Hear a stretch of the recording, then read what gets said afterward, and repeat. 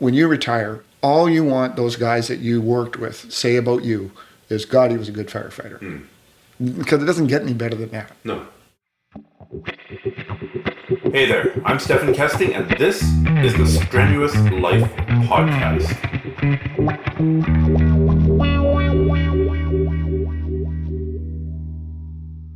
All right, ladies and gentlemen, for today's podcast, I've traveled out to God's country. It's beautiful. We're here in the farmlands of the Lower Mainland. There's frost on the grass. There's cows in the field. There's ducks in the ponds. There's mist in the air. And I'm here at the home of Ken Johnson, a 34-year firefighter, a guy that I used to work with. Yes. Retired as the Battalion Chief of Training, did a hell of a job, and he's got a ton of stories, and he's one of the guys with the biggest hearts and the hardest working individuals I know. So I think he totally fits in here on the Strenuous Life Podcast. So that $5 I gave you paid off, hey, Stephen? Yeah. I am immune to everything except flattery and bribery. There you go. So I'm going to have to raise my rates a little bit. Okay, we'll take it in 1 Bitcoin per shout out. Okay. So how are you doing, Ken? It's been a while since I've seen you. I'm doing very well. Retirement's treating me very well. Doing travel and seeing the world. I got a grandkid now in New York, and so it's all good. I still keep in touch with the boys in the local 1763, and it's a good gig. I like work. I miss the guys. I miss the fires, right? But I don't miss the other stuff that kind of went with it. Mm-hmm. Right. Some of the political stuff. Yeah, some of the political stuff is, but that's just part of the game of whatever fire department you're on. Doesn't matter whether you're on Vancouver or wherever. That happens. Yeah. Do you miss the night shifts? Like a lot of people say when they retire that they don't miss getting up in the middle of the night to go to calls anymore. I always wanted to go to calls. I really like that aspect of doing what I was supposed to do. Right. The self-satisfaction that I got from whether you help some person that fell out of a wheelchair at the Kinsman Center, or you saved one guy's bedroom because his house didn't burn down. The self-satisfaction I got from doing that was it's something that you carry with you for the rest of your life. Yeah, for sure. You come home once in a while and you actually feel like you've done some good in the world. Well, I think no matter in the firefighter's life, it might sound kind of corny, but it doesn't matter whether you go to an MVI or a hazmat incident or a structure fire or just a simple thing of helping a person get in their locked house or something like that, or giving some people direction. You're helping somebody, and you make their life for that moment in time just a little bit easier. And not everybody gets to do that. Mm-hmm. So if you get to do that, that's, for me, it was very rewarding. Mm-hmm. There was something I was thinking about the other day. I don't know if it was you who said it, but basically it goes along the line of, what do you do when you're trying to help somebody and it doesn't work, right? You're doing CPR on somebody and they don't come back. You're trying to get somebody out of a car and you can't get them out. And was it you who said that, you didn't create the problem, we didn't create the problem, we're just there to help. So either we help and it works, or it didn't help, but it's not ultimate. So it's kind of detaching a little bit from the outcome. Not everything you go to comes out with the ending that you want, but your effort to try and make it a positive, that's what got me through the night. I mean, if you just sat back and didn't do anything, I'd have a lot more harder time. But if you tried, whether it was resuscitating somebody or trying to save the last 2 bedrooms on a house and you couldn't do it because the fire was just too intense or whatever, at least you tried. And you can kind of look at it that you got to try. And as long as you tried, you had a lot of. For me, it's just self-satisfaction in doing that job. And you're also giving the people there kind of the sense that they try. We tried to resuscitate Grandma. Well, for sure. I mean, they tried everything they could, but it didn't work out. As opposed to, Well, any medical call you go on to, or any hazmat call where there's people involved, and most calls have people involved, their stress level goes from about a 10 to about a 5 as soon as the fire department pulls up on the scene, because now they know help is here, right? And I think that speaks volumes for the fire service of our reputation and our hard work and all the stuff that the guys before me tried to build, and that you younger guys now are trying to carry on and keeping on, right? Well, that was another $5 payoff there to call me a young guy at 48. Okay, so thank you. Well, there you go. You're really greasing me up here. Okay. So there are different categories of calls, right? Not everything's a fire. No. There's a ton of medical calls. There are car accidents. There's hazmat calls. There's industrial rescue calls. What was your favorite kind of call to go to? I like the fires. It sounds kind of corny to say that, but I like getting in there and kind of doing your thing, right? Doing the stuff that you're trained to do. Yeah. The other calls were all part of the program, but for me, and I was lucky enough because when I was a young guy, I was based out of Tawasin. In 1 year, I think they had like 36 structure fires in Tawasin, and our crew had 28 of them. So we were very, very. So clearly, you guys were lighting them. Yeah. But we were for a young guy, a 3 or 4 year guy in the fire department. What that did for me was just get your confidence through the roof. Right. Because in Tawasin at that time there was 4 guys, and the nearest truck coming was like 10, 12 minutes away. The next truck in to help you. Yeah, so you had to do a lot of stuff very, very quickly. Right. But you got yourselves in, and sometimes and that's how you learn, right? Right. Making little mistakes. Yeah, like I made one mistake one time I was going to vent the bedroom window, and so the bed was already burned, and so I thought I would just climb across the bed, and it had one of those springs mattresses that were already burned off. Okay. Well, my foot got caught in the springs. So the next picture of me hobbling out there on one foot, and my boot is in the springs because I couldn't get it out. So lesson learned: don't walk on that stuff anymore. So I'm sure the guys let you forget that very easily and never brought it up ever again. Well, when you come back, you got both your boots on the table and all that other stuff, and So, but that's how firefighters learn, by making mistakes at the calls, and then hopefully the guy, if he's keen and really wants to be a good firefighter, he will try very hard not to make that mistake again. I think most firefighters come back from whatever calls, they come back and say, "How could I have done that a little bit better?" Yeah, absolutely. It's funny, you mentioned one of the sort of magic phrases for me, which is actually going and doing what you've been trained to do.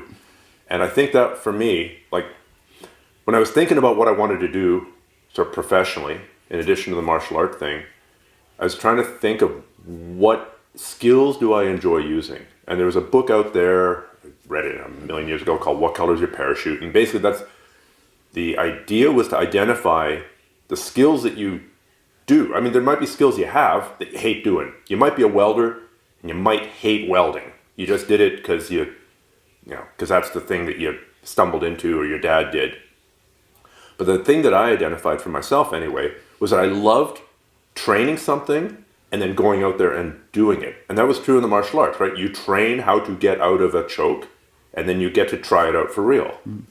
And so when I looked at the different options, I was like, firefighting and the army, you'll go and train something, you'll go train how to respond to a car accident, and then you'll actually get to go do a car accident.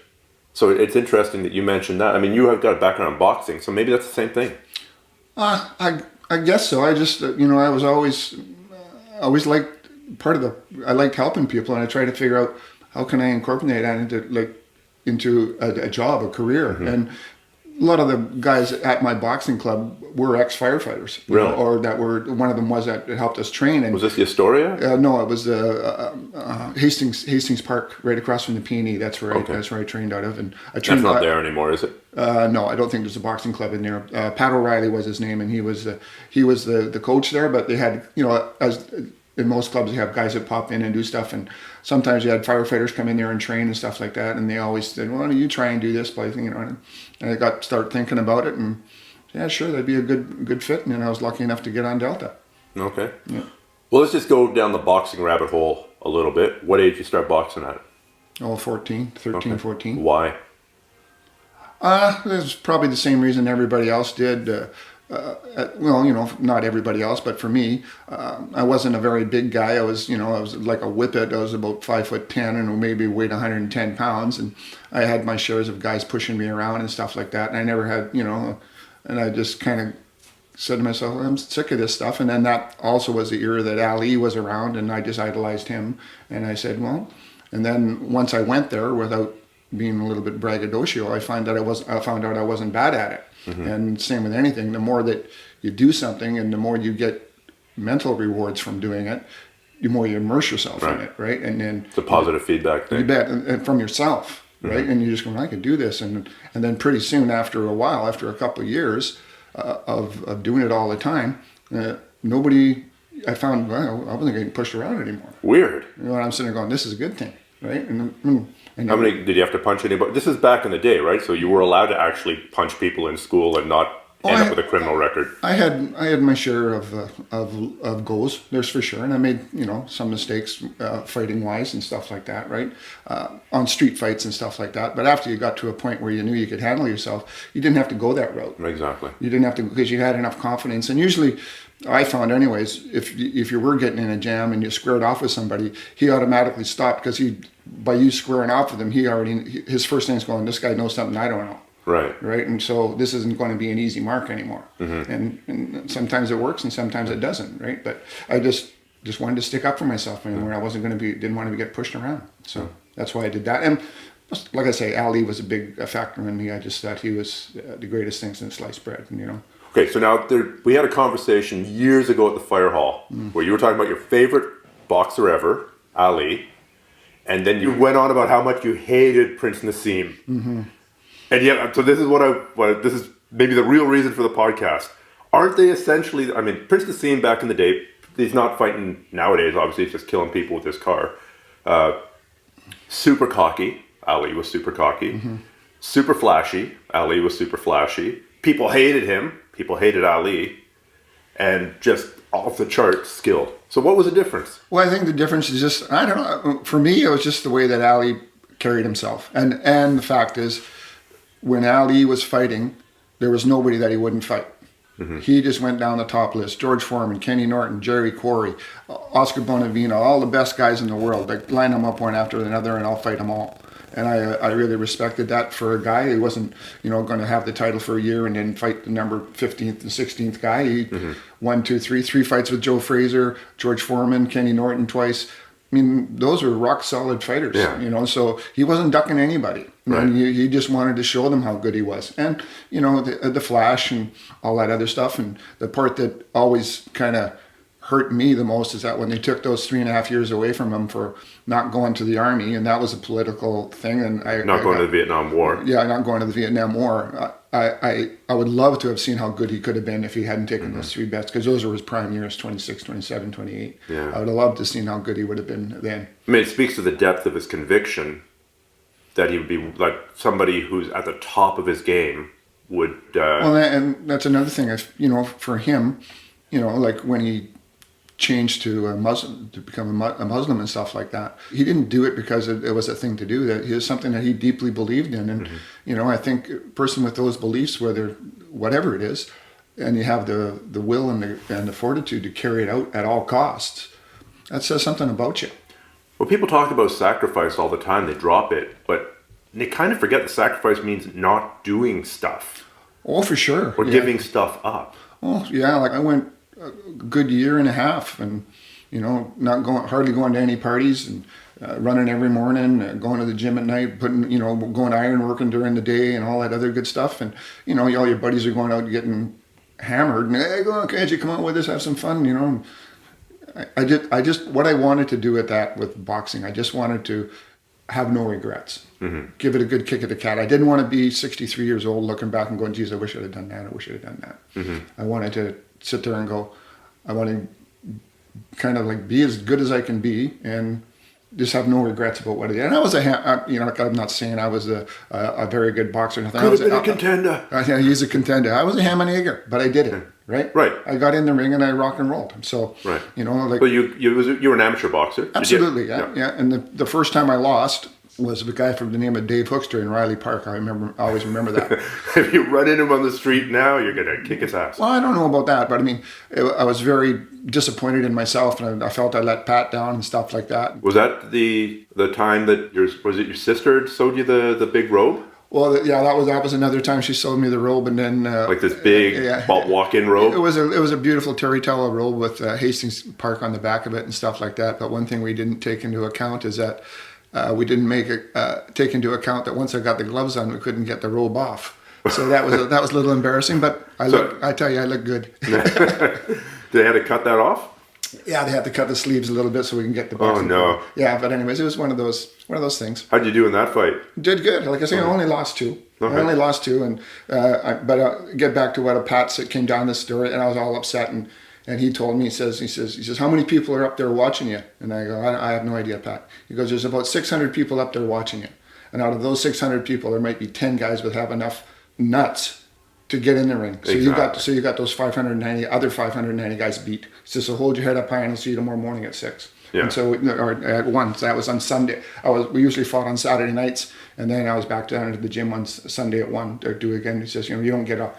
And that was just Pat's way of saying, okay, everybody, you got to take defeat eyeball to eyeball, and not everybody's going to go undefeated. Very few do, right? And that the losses kind of make you. Was defeated. The losses make you better, actually. Yeah. They make you hungrier, and they make you just go for it a little bit more. You trained harder after your loss, I think. or a bit more of the eye of the tiger thing. I think so. I think just O'Reilly's big thing was fatigue will make cowards of us all. Right. So I always wanted to make sure the one thing that I can control is my physical fitness. Right. I can't control if the guy's faster or quicker or hits harder. I can't control that. But one thing I can do is be fit enough to go pedal to the metal for the 4 or 5 rounds or the 3 rounds, whatever you have to do. So what were you doing for fitness, like specifically? Well, I'd run in the mornings. I'd run 6 miles in the morning every morning. So how fast? Like, were you totally out of breath the whole time? Was it a good, No, steady pace? it was a pretty steady pace. I'd do that, and then on Sundays we'd go to Confederation Park and we'd run down to Burrard Inlet and back. That was an 11-mile run, and then With some pretty steep hills, because I've done that trail. Yeah, and about O'Reilly would be there right with us, right? And there'd be like 5 or 6 of us, 7, 8 of us that would do that, and then I would go to the gym just about every night. For about an hour and a half, and 45 minutes of skipping, 4 or 5 rounds, 6 rounds of sparring, hit the heavy bag, and then do the calisthenics at the end. And at home you do your calisthenics and all that stuff. Anything just to make it so mentally you kind of go, okay, I'm ready. Mm-hmm.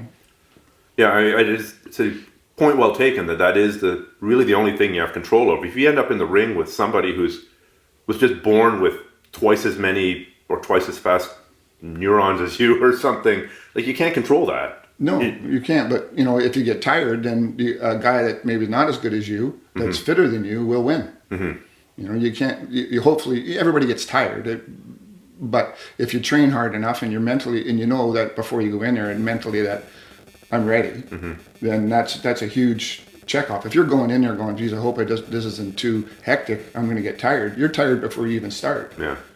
And you don't have the confidence at that point. You're already beginning second guess. And if you're on defense, I found you get a lot more tired if you're on defense than if you do it then you're on offense. If you're on offense, you seem to have a lot more energy. And so that was just me anyways, but I look back on it now. In the hour of victory, no fatigue is felt. Well, I think it's a pretty exhilarating feeling when you do win. Mm-hmm. You know what I mean? Because you're in there with just another guy. Mm-hmm. And all the hard work, build up to 9 minutes of rock and rolling or whatever your time limit was, and you're successful. And that's something that you can always, if you're whatever martial arts you're in, I think you put yourself through that sort of stuff, no matter what you're faced with in life. Down the road, you always kind of draw back on. Okay, I've been through hard times before. Mm-hmm. I can get through this. I can get through this. I did this. I did this. I did this. I did this, and you keep on rocking and rolling. Yeah, that's what I feel anyway. Yeah. So, no, a jiu-jitsu friend of mine, Brandon Mullins, expresses it like, if you're stuck on the bottom of a mountain. So for you, that analogy might be in the corner, just getting absolutely pummeled. You know what you need to do. It may not work, but you know what you need to do. You need to try and block this. You need to try and escape. Step 1, step 2.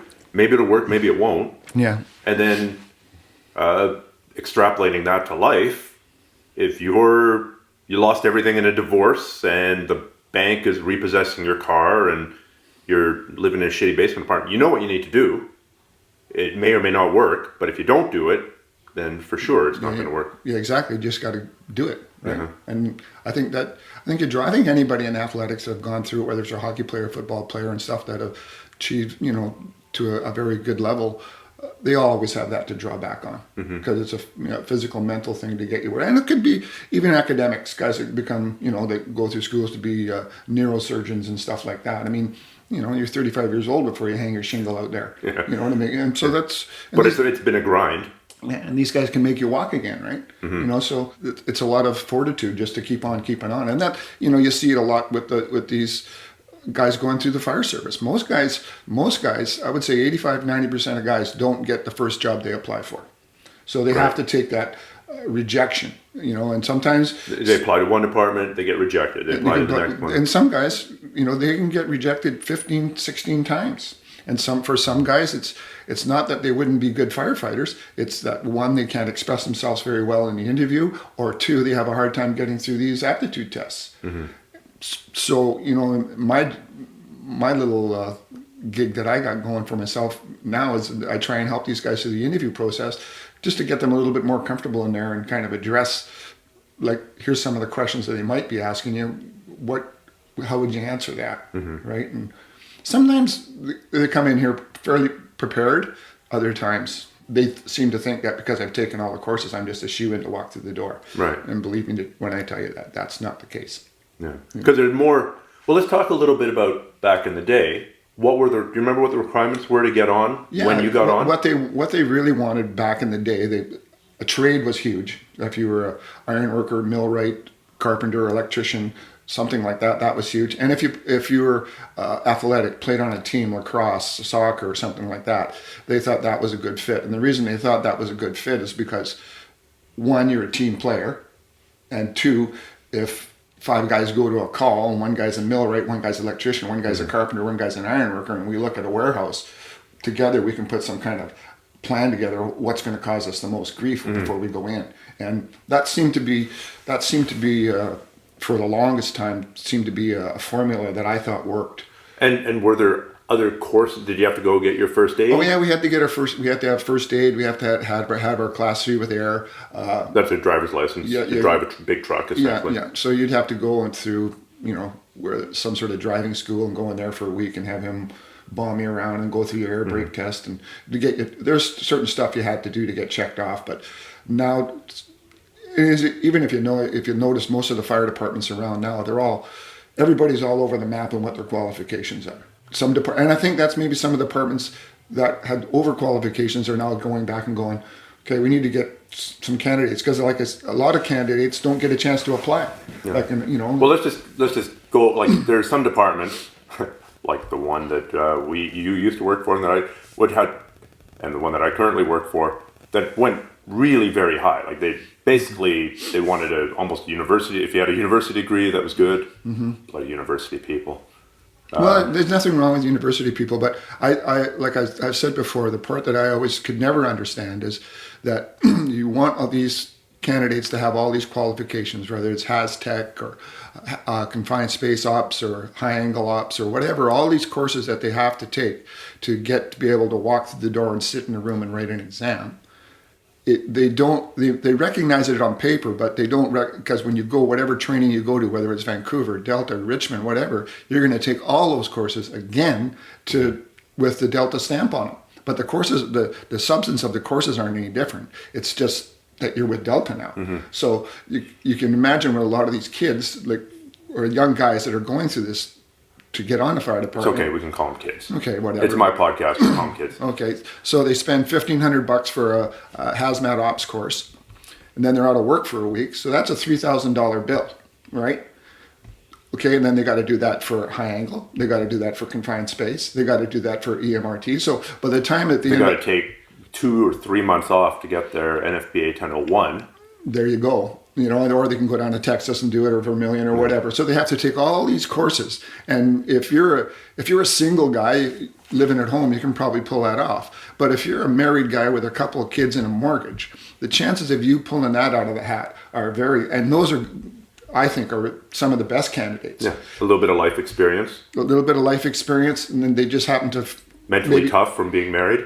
Well, that too, but they think they just maybe decided what they wanted to do a little later than most people did. And that's okay too, but it's awful tough. If you can imagine, if you're married and got 2 kids, and you say to your wife, well, we want to invest $30,000, and are we getting the job for sure? No, it's a maybe. Yeah. So on top of your mortgage and all the other stuff, and then you're going to be able to work too. It's unless you have a very supportive spouse, that's a very hard hurdle to overcome. What I would like to see down the road, and this is just me talking, be like the police department, so that they hire you and then they actually send you to school, and you've got that badge on your arm already, providing you're a good candidate and you pass all your courses and stuff like that. You will be on New Westminster or Delta or Abbotsford and stuff like that. So you could go back to your wife and go, I've got the job. We're just gonna, it's gonna be a little tight for 6 months until I get out of there. But the other way, it's just not quite working for a lot. And I think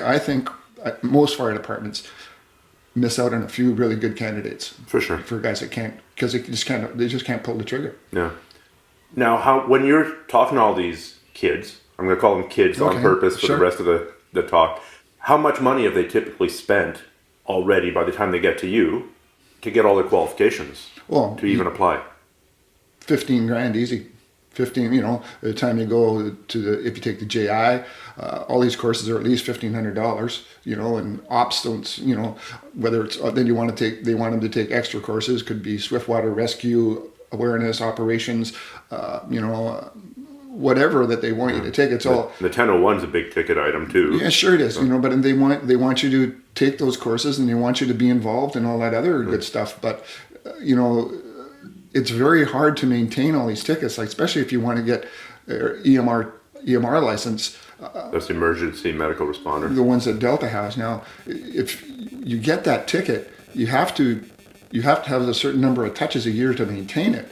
Well, if you're not on a paid call fire department or that lets you actually go to medical calls, you have to come up with that money again to recertify. So it's like I'm taking it, but I don't get to use it. Right.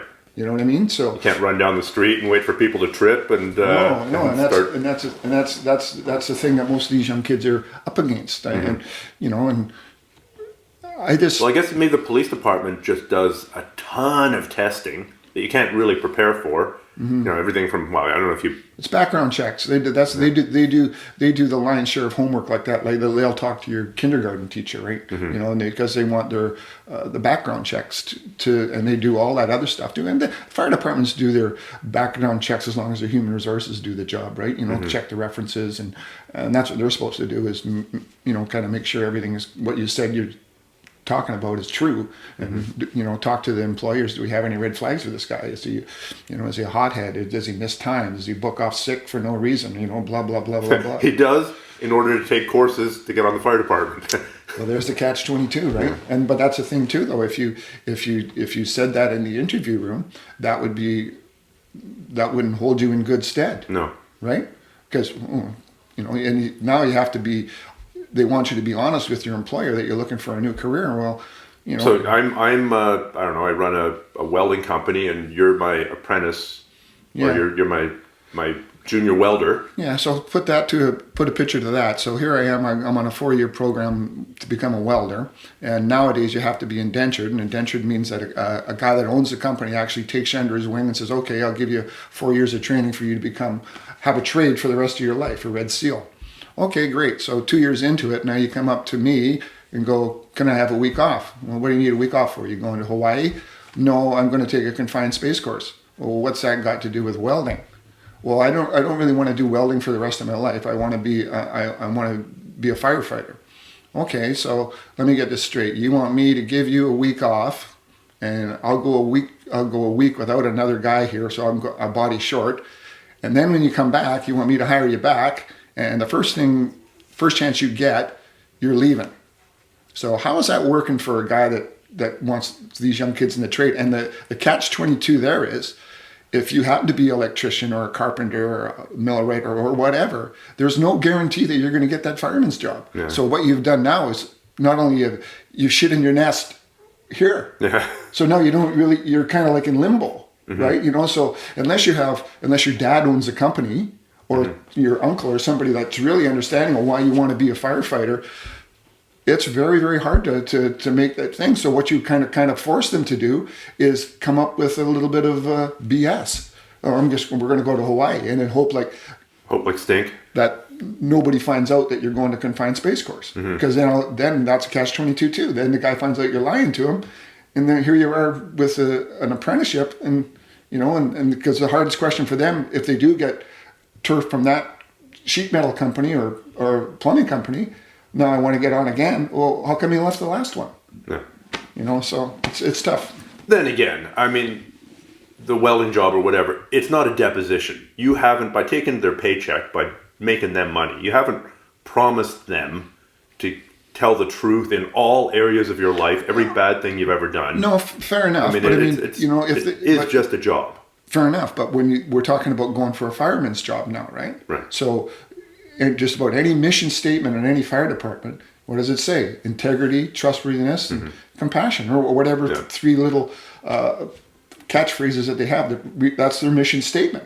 So, where do you fit in with that? By telling that your employer that you're going to book off sick, but you're taking a course. You know, and that's where from different standpoints, different people are in the panel room. They all got different takes, and that's why there's always 3 or 4 people in the panel room, not just one. Well, you sat in on the interview panel process for how many years? 9 or 10 years. Both from the union end of things, and then sort of the not. No, I was always in the union. They just at one time I was. You were an executive member. Yeah, I was on the executive, and then I was part of the training, the battalion chief of training, kind of sitting in on that sitting in the same spot, but just with a different handle. Right. Yeah. So without mentioning names, well, maybe mentioning names for the people who did really well. Like, what are some of the better interviews that you saw, and what were some of the? Can you give us some examples of the terrible interviews that you saw? Because you must have seen it.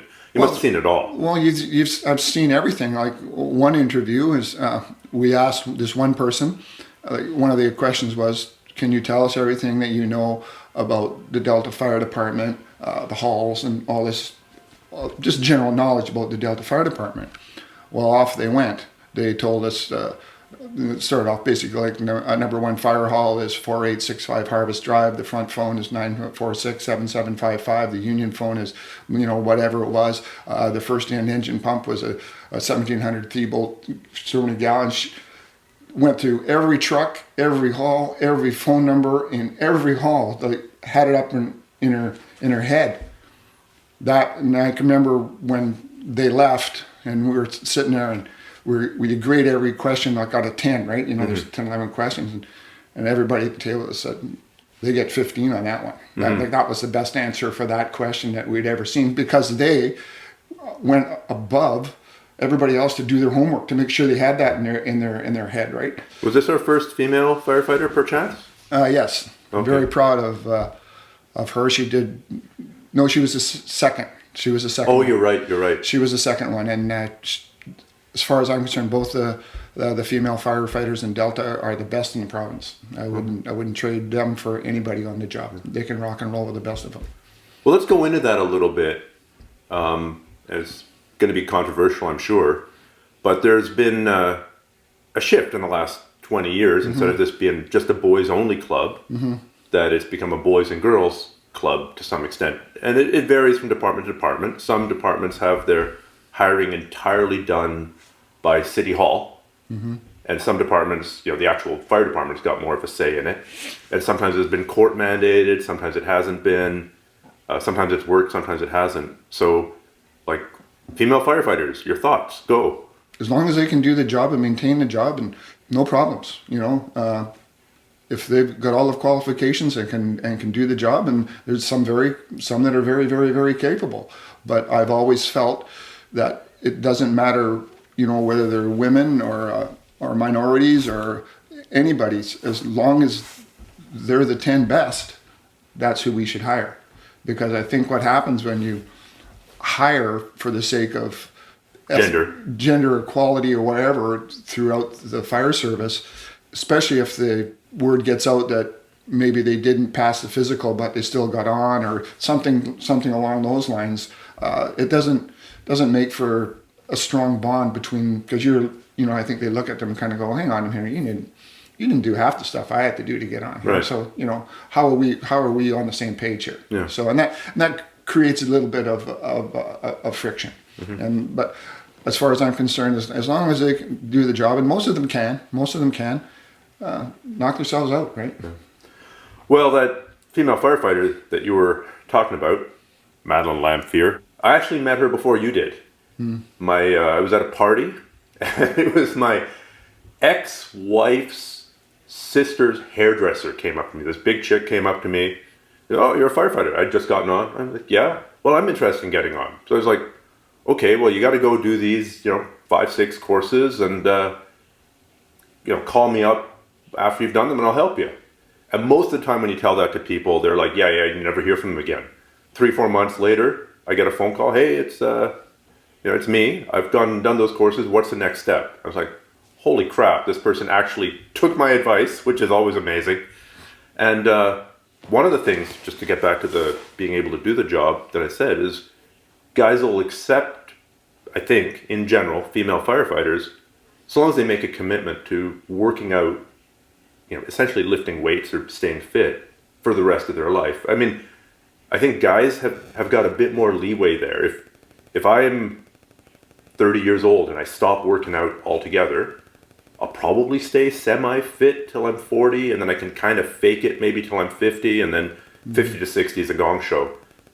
But it seems like sometimes women decline a bit faster if they're not actively maintaining it. I would agree with that, but in Maddie's case and in Christy's case, I'll bet the farm on it. That's one area that we would never have to worry about. Right. They've always been, and I trained both of them. Yeah. And I never had any problems. Yeah. I've got nothing but praise for both of them. They were just, and still are, just super. They're super people, and they're a good addition to the fire service for us, right? Yeah. I can't speak for, the female firefighters in Vancouver or North Van or Burnaby or anything else, but I talk to my buddies, and most of them say they're awesome too. So, the times are changing, right? Mm-hmm. And as long as my adage was always, if you're to the females or anybody else's, if you want to play lumberjack, make sure you're going to handle your end of the lock.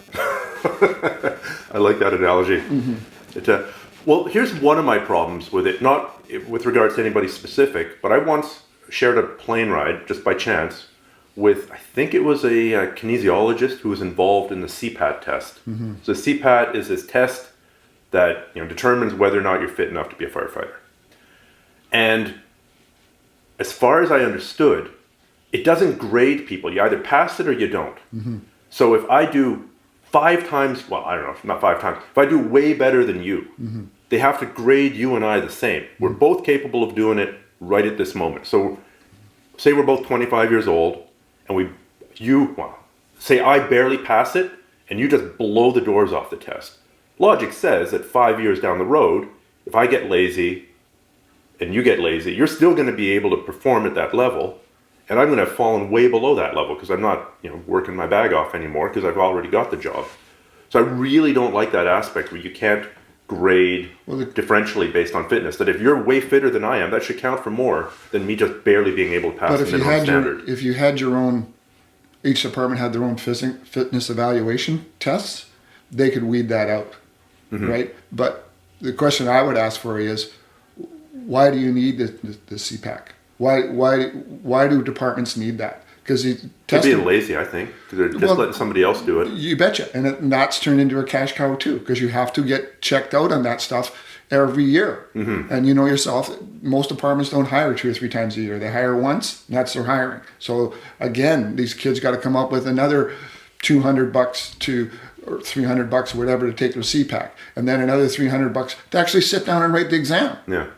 So there's another $600, and if you have to if you say you went to Victoria and you lived in the Lower Mainland, you want to apply for Victoria. Now the cost of the ferry to go over there and then come back, and all that other good stuff. And I know a lot of guys are going, oh, it's money, money, money.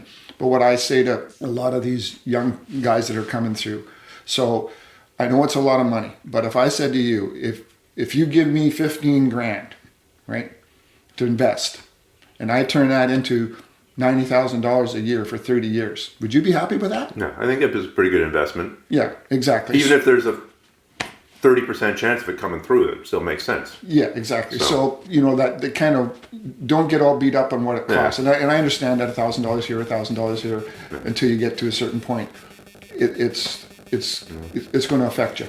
Yeah.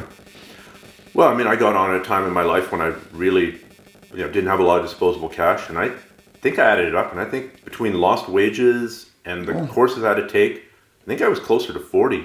Yeah. When I got on, I was an iron worker before I got on, and when I first got on the fire service in '78, I took about a $600 clear cut and pay from being a journeyman iron worker to being on the fire service. So, but you know, that wasn't neither here nor there for me. But Did you enjoy the iron work? I did, but we had a thing when we were iron working. It's not a matter of when you fall. It's a matter of how bad you fall. Oh, really? Yeah, because So not if, but it's not if, but when. Because it's not like it is today where everybody's tied off in buckets and stuff like that. We didn't have that. so you got like this no fear of heights. It wasn't. No, I wouldn't say that. I always knew I was up there. Okay. But I could work up there. But I always knew I was up there. It wasn't like walk around on a 6-inch beam like, oh, this is nothing, like I'm on the ground. I knew I was up there. Yeah. So you had to just and that was kind of like the, I don't know, mystique about being an iron worker. Kind of I can do this kind of stuff. And it was kind of neat. But Did you work with any native guys? yes, I worked. Is there a truth to that? Because that's the old rumor that those guys. They are pretty good in the air. Yeah, they are pretty. They're pretty comfortable in the air. Is it just they can't show fear because there's an expectation? I don't know what it is. It's just something I couldn't tell you, describe it to you. I just know that when you watch them up top there, they're moving around pretty good, and they didn't see. I think they the same different though. You're only human. You got to realize you're up there. One little boo boo and you're done. You have any close calls? Yeah, I did out at Lansdowne, and it was funny. Lansdowne, my foreman was Steve Swenson, who was one of the head operational guys for the Corporation of Delta. Okay. So I was welding, putting a channel iron on, and as I was on the second or third story, and as I was pushing back on the bottom, an I-beam is like, that's why they call it an I-beam. They got a top and then a bottom and two. But I had read the blueprint, but I didn't twig up that it was there. About 6-7 feet away from the column, they had cut out the bottom flange of the I-beam. So I'm welding this channel iron on top of the I-beam, and every time you push back, you're stepping on the bottom part of it. Yeah, and then all of a sudden I pushed back and there was no bottom part, and I just kind of went sideways, and all my welding cable fell down to the ground. And how far was that? You're up about 3 stories. Stories. So it would have hurt to land on your head. Oh, big time. Yeah. So, anyways, I was pretty shaken up. I came down. I was just white as a ghost, and I remember Steve telling me, he says, "You're going home?" And I said, "Yeah, I'm going home." and he says, "Will you be back tomorrow?" And I said, "Yeah, I'll be back tomorrow." But then that was just a matter of, okay, you just got to be, when you're up in the air like that, you can't. There's no time for clowning around. There's no time around for anything like that. You got to be. Okay, I'm up here. What's around that's going to hurt me, right? And that was one thing with our high angle guys that I really, really admired. Whoever taught our young guys, and we can sit there and joke around all we want when we're on the ground. The minute we get 1 foot off the ground, they were all business. And I really liked that they instilled that into the guys that were going up there and stuff, because it is, whether you're going off the LNG tank at the other side or going off underneath the bridge and stuff like that. Hundreds and hundreds of feet above the air, above the ground. You bet. And for some guys, that's an anal clenching adventure. Oh yeah. Big time. They're not, not everybody's comfortable off the ground like that. I'm good with ropes and knots, and I've gone off that bridge, and it's not something that comes natural. Well, and the thing that the real kicker is, it's one thing to go over the side of the bridge with guys belaying you down and have a secondary line or whatever. It's a totally different animal to stop in the middle of that and invert yourself and actually do the work to rescue somebody. Yeah. You don't want a guy that's not comfortable up in the air. You have to have a guy that you have as an incident commander or as the high angle instructor or on the high angle team, that you're comfortable, that that he's not going to be freaking out. Because if he starts freaking out, now you got 2 people to rescue. Right. So. Well, it always comes down to the crew, right? It always, if I'm doing a lot of officer stuff now, to say congratulations. I'm going to get my lieutenant thing here pretty soon. Good for you. Congratulations. I didn't get fired for however long it took me to get the promotion. There you go. But you take a look at your crew, and depending on who your crew is, you're like, oh my God, versus, oh, okay, we're good. Well, that's part of your job as the skipper or the lieutenant, to evaluate your crew, find out what their weaknesses and strengths are, and fortify their weaknesses, and then build on their strengths. And if you have a guy that's very good at tying knots and high angle, and you have another guy that isn't, well, guess who you're tapping into? Exactly. And if you have a guy that very good mechanically, guess who you're tapping into? And you're gonna make that work. But for especially as an officer, I think you've got a lot of responsibility, because now you've got 3 guys usually that you're in charge of, and all those guys have got families at home, right? So to sit there throughout your whole career with your fingers crossed and sit there and secretly wish nothing bad happens, that doesn't quite cut it for me. Be engaged, be that guy, read a book, and I think as an officer, you have to evaluate yourself too when you go to calls. Did I do everything right? Did I make this safe? What could I have done earlier? Could I have called for writ earlier? Could I have, do I called for a second alarm earlier? What did I fall short on there that I can make better the next time? And that's a self-evaluation, because sometimes your bosses might not pick up on that. And everybody goes back, as most firefighters, as long as the fire goes out, good job, you guys, right? Not necessarily. Well, sometimes but I'm saying guys have to kind of take a step back and go, what went right and what went wrong. And that's where they have the critiques. And that's where you have to be honest about, okay, what did you do? What did you do? How'd that work for you? How'd that work for you? That didn't work so good. How come it took us so long to get water? How come, whatever. But I'll say I've been part of critiques where it's just a crew, and sometimes I can get a bit heated. Oh, for sure.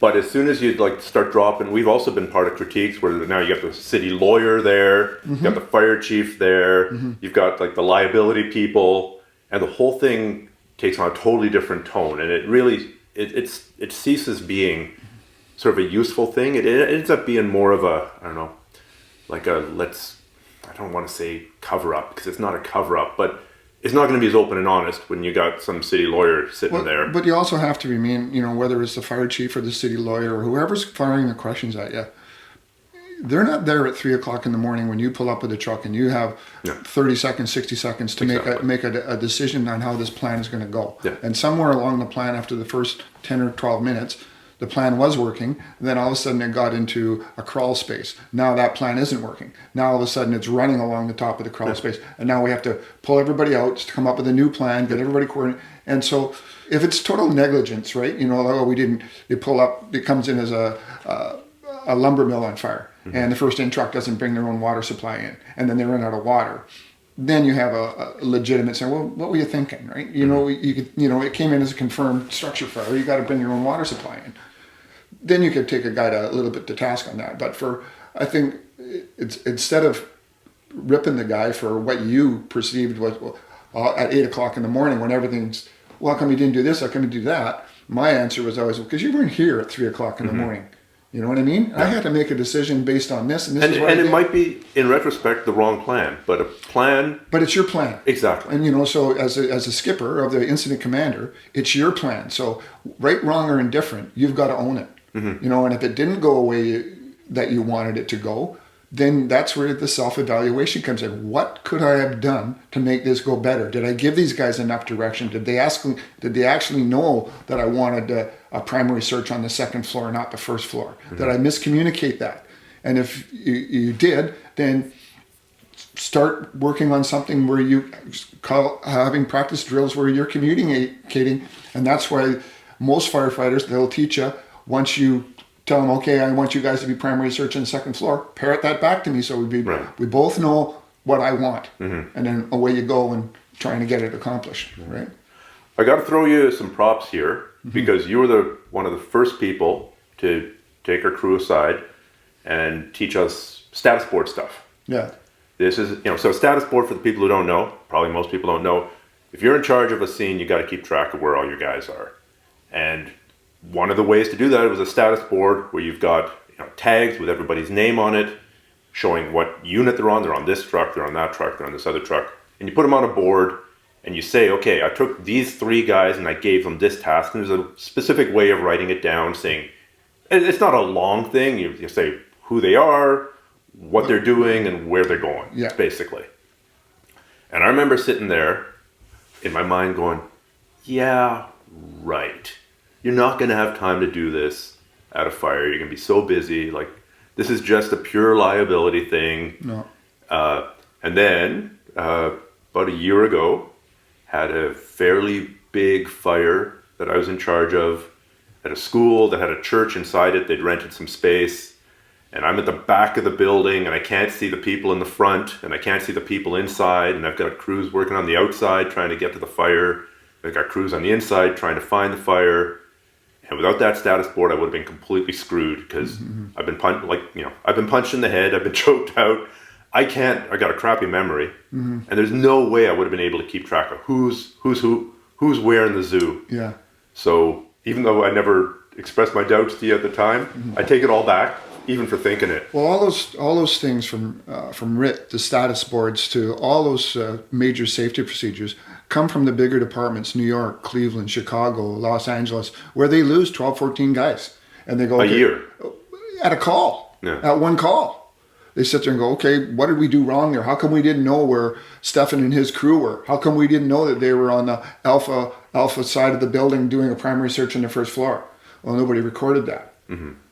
Okay, because you know what happens if you look at a square, and I tell your crew. So if the building is a square. Say the building's a square, and you're looking at it from above, and so you're right on your status board there. Okay, primary fire attack 1 with 3 guys going to the Alpha to Bravo corner.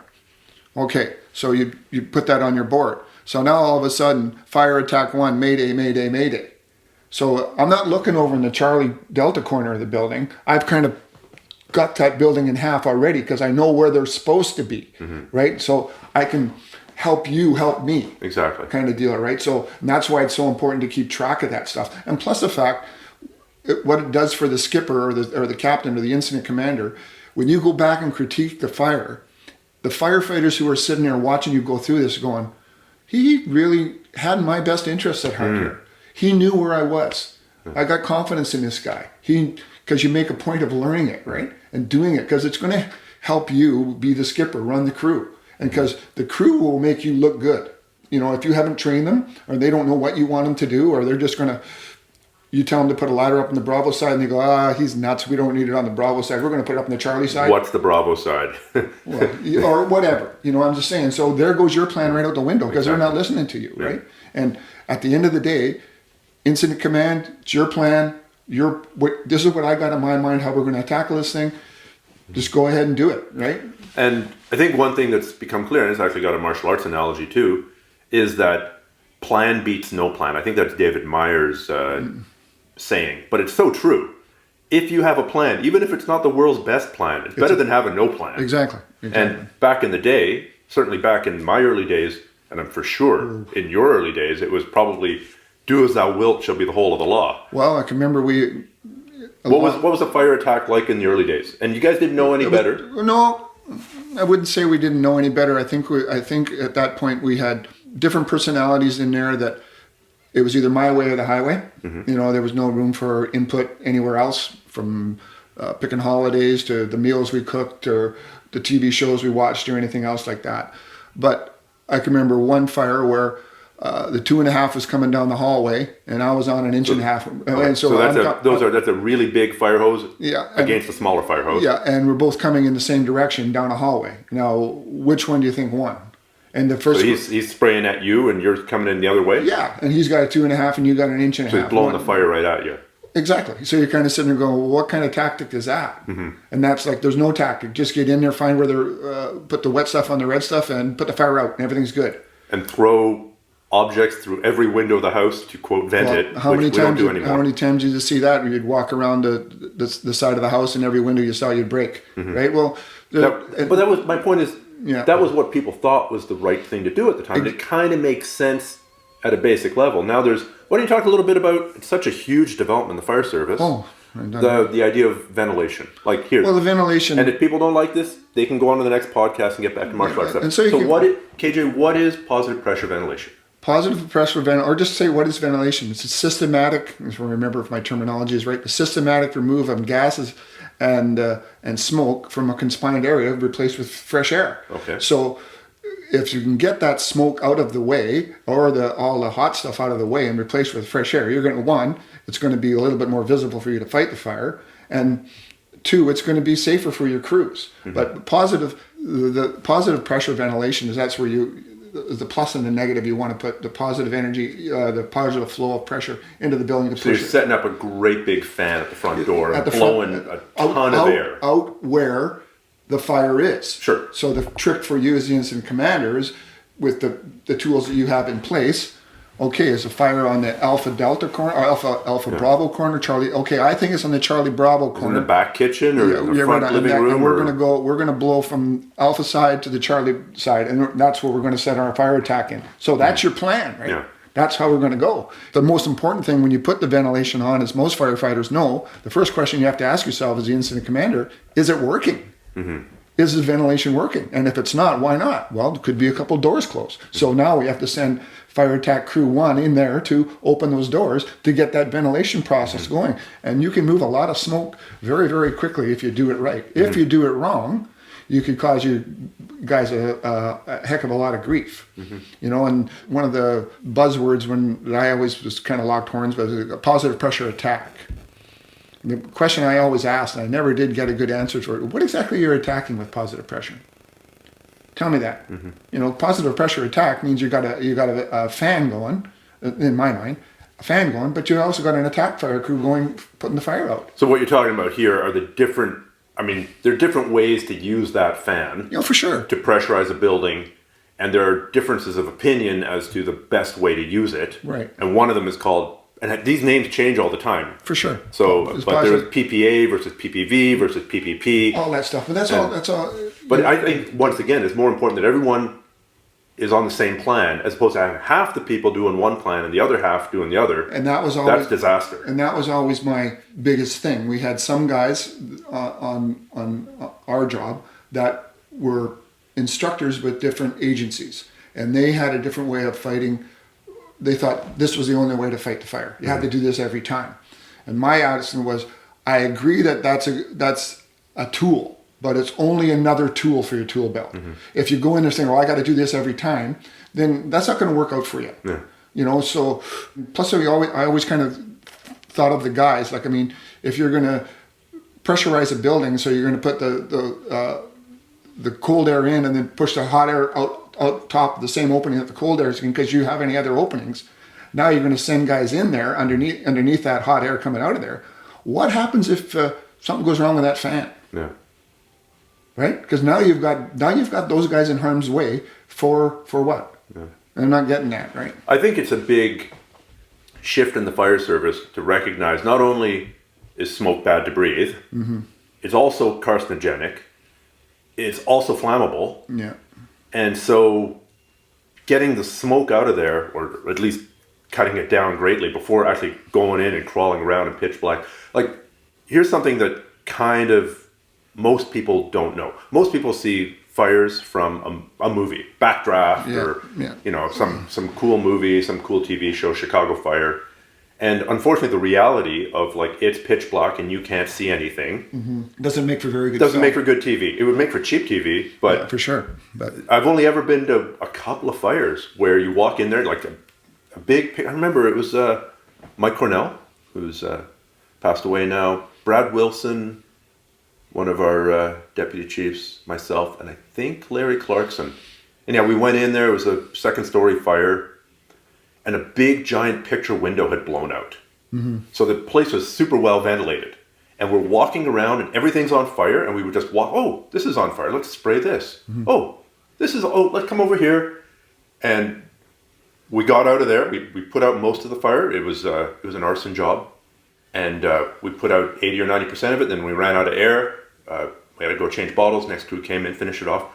And I took it off and I turned to Brad, and both of us basically say, like, that was just like in the movies. Because for the first time ever, you know, we could actually see everything. The smoke had just whoosh out that giant window. So that was really cool. Yeah. But you don't see that very often. Most of the time, moving that smoke is a huge job. It's a huge job too, especially if you still got the fire going, right? You know, like, because now you're either pushing the fire or it's making more smoke as it goes, right? But yeah, it is a huge job. And that's why it's so important when you guys do your training and stuff like that, that you pay attention to how this ventilation, because I think ventilation is one of the best tools that firefighters have. Yeah. You know, and you still see it old school ways, like one of the oldest fire departments, and I'm not knocking Los Angeles Fire Department or anything, but they still put guys up in their roof to ventilate that roof. That burning ring of fire, if you do a search for Los Angeles Fire, burning ring of fire, it's an insane video. But that was also, that looks like a lot of that footage was from the 80s and 90s. it might to be fair. Well, I hope it is. I hope, because that's how, that's how Guys falling through burning roofs and just for what? yeah. When you can go to the side of a house and pop it on a ladder without having to get off the ladder. Yeah, just cut the gable or something. Yeah, exactly. Do something like that. You get the same effect, right? Mm-hmm. But like I say, and that's how the RIT teams got formed and stuff like that. Mm-hmm. And that's another job where I think a lot of guys need to. I think they take it very seriously most of the time, but sometimes they just kind of haphazardly do it, and that's where the incident commander at the end, if he kind of goes, how come you didn't have your own water supply? How come you didn't have a plan of this building? Because if something went wrong, I'm counting on you to tell me where we're going to get it from, where the openings are. So for the people who don't know, a RIT team or a RIC team is a rapid intervention team or rapid intervention crew. So back in the day, they decided that they needed, if you send a couple of guys in, they need a couple of guys to get them out. You need a couple of guys to, And I remember this was like the worst job you could get because you'd be young, dumb, full of cum, wanting to go in there, spray water, break stuff, and now you're sitting out on the front lawn, just like a racehorse watching the other racehorse. But then it goes back to what fire service is all about. It's about teamwork. Yeah. It's my job for this team is to do this to make it successful. So do it to the best of your ability. The next time you might be the guy inside the fire that will sure be glad that RIT team's there. And that's one of the main... And we've proven, Delta is one of the case in points for, RIT teams, a RIT team at the time, RIC team now, RIC, Rapid Intervention Crew now, of actually having done some good. Oh, for sure. And pulled a couple guys out of a fire who were badly screwed up. But just back to the smoke thing, I did an exercise with my crew last year. We basically made a little mini house fire. We took wood, we took some plastic, we took some carpet, some asphalt shingles that were lying around, put them in a 40-gallon drum, lit them on fire. Just made a little fire with all the stuff that you'd find in a house fire.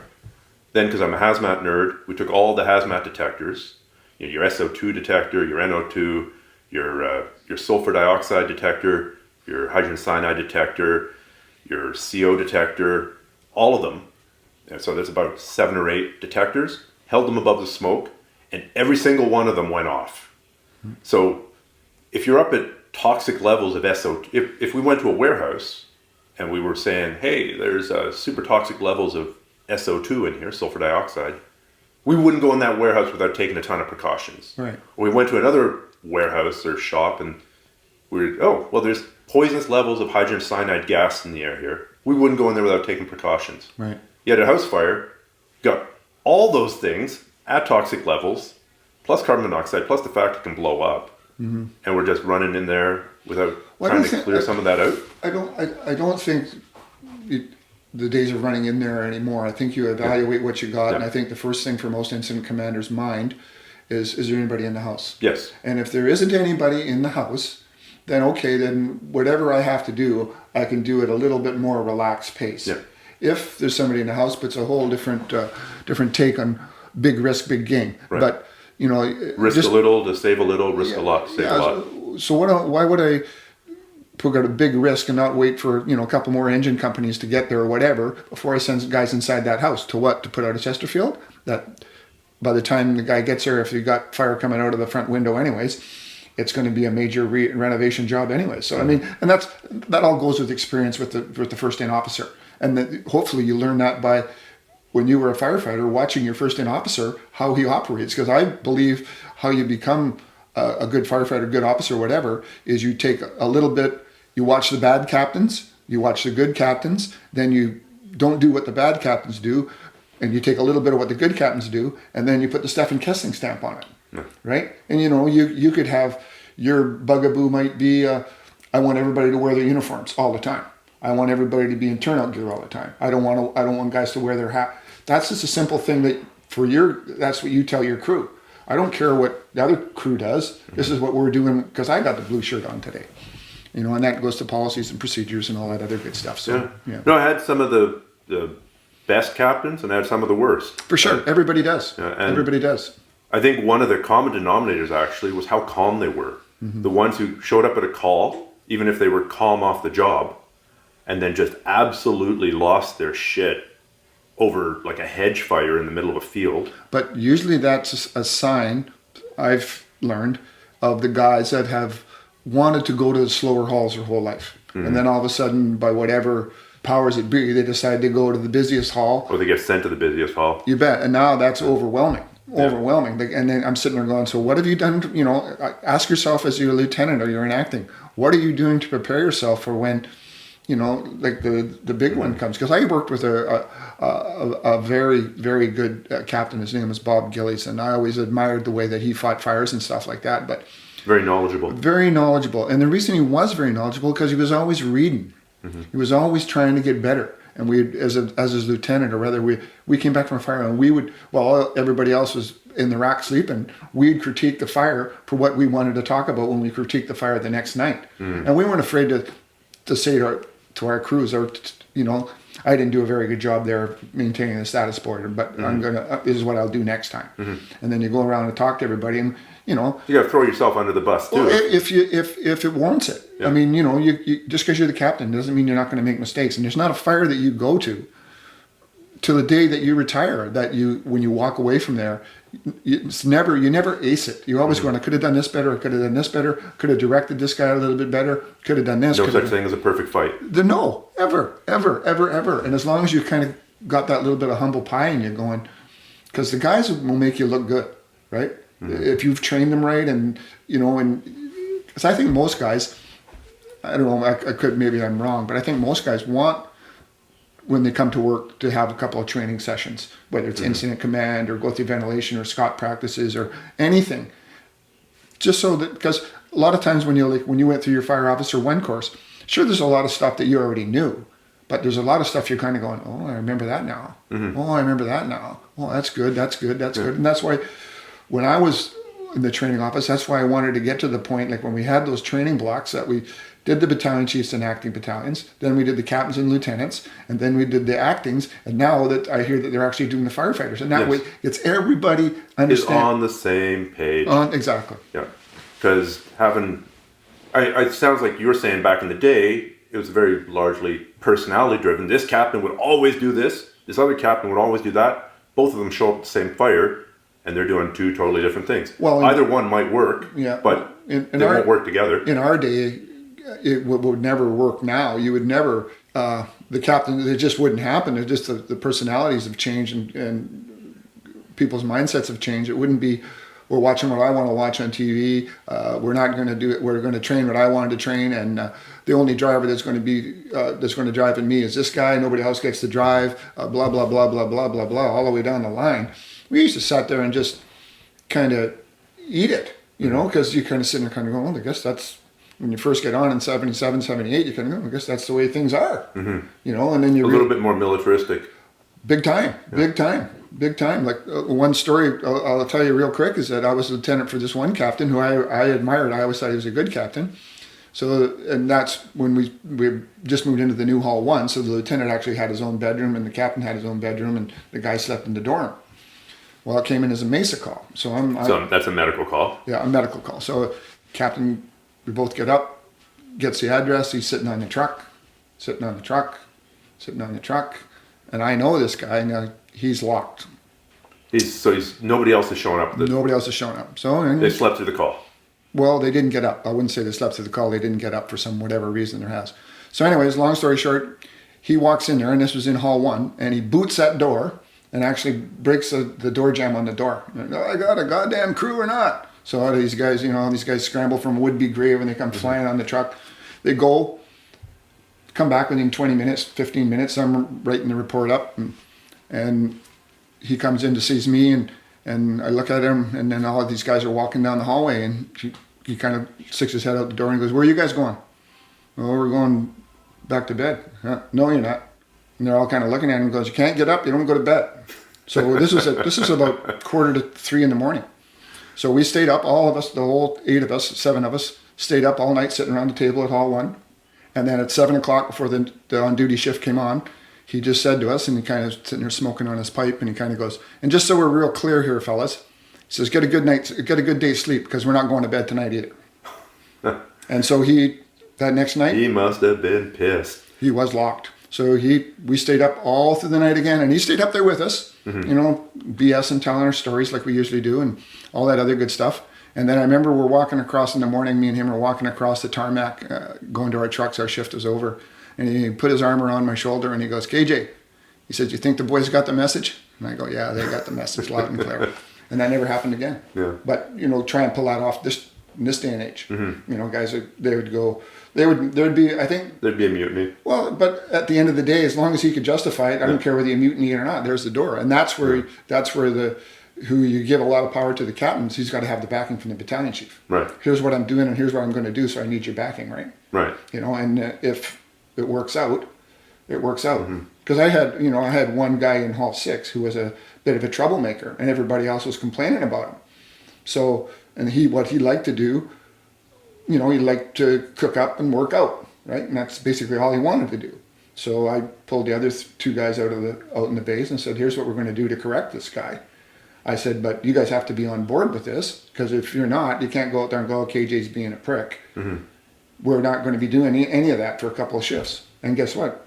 Within 2 shifts, he was right back into the groove. Because he knew that wasn't going to fly. Yeah. So, and that's how you have to get the guys on board, right? And as long as you explain it to them and open them about it, they realize the problem, and you need them to help you with the problem. Right.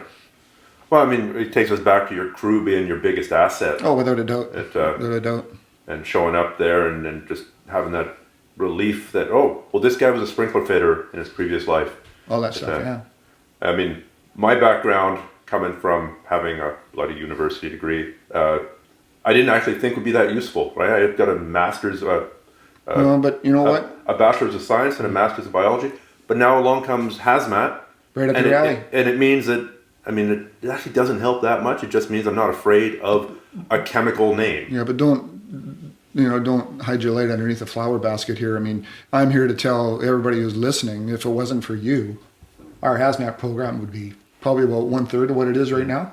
You've done above and beyond what anybody would do for the hazmat. You've made it what it is, and you're still continuing to do that. And that goes back to, again, what do I think are good firefighters? Those are guys that are engaged and they're trying to make it a better place. Ultimately, that's more important than, it'd be great if we had nothing but super in shape sprinkler fitters or masons or carpenters or whatever. Yeah.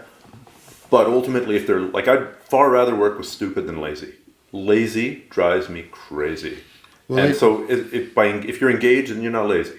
Yeah, well, but like I say, I agree with you on that point, but I think that's just a personality trait that, it's pretty tough to get out of their head. And,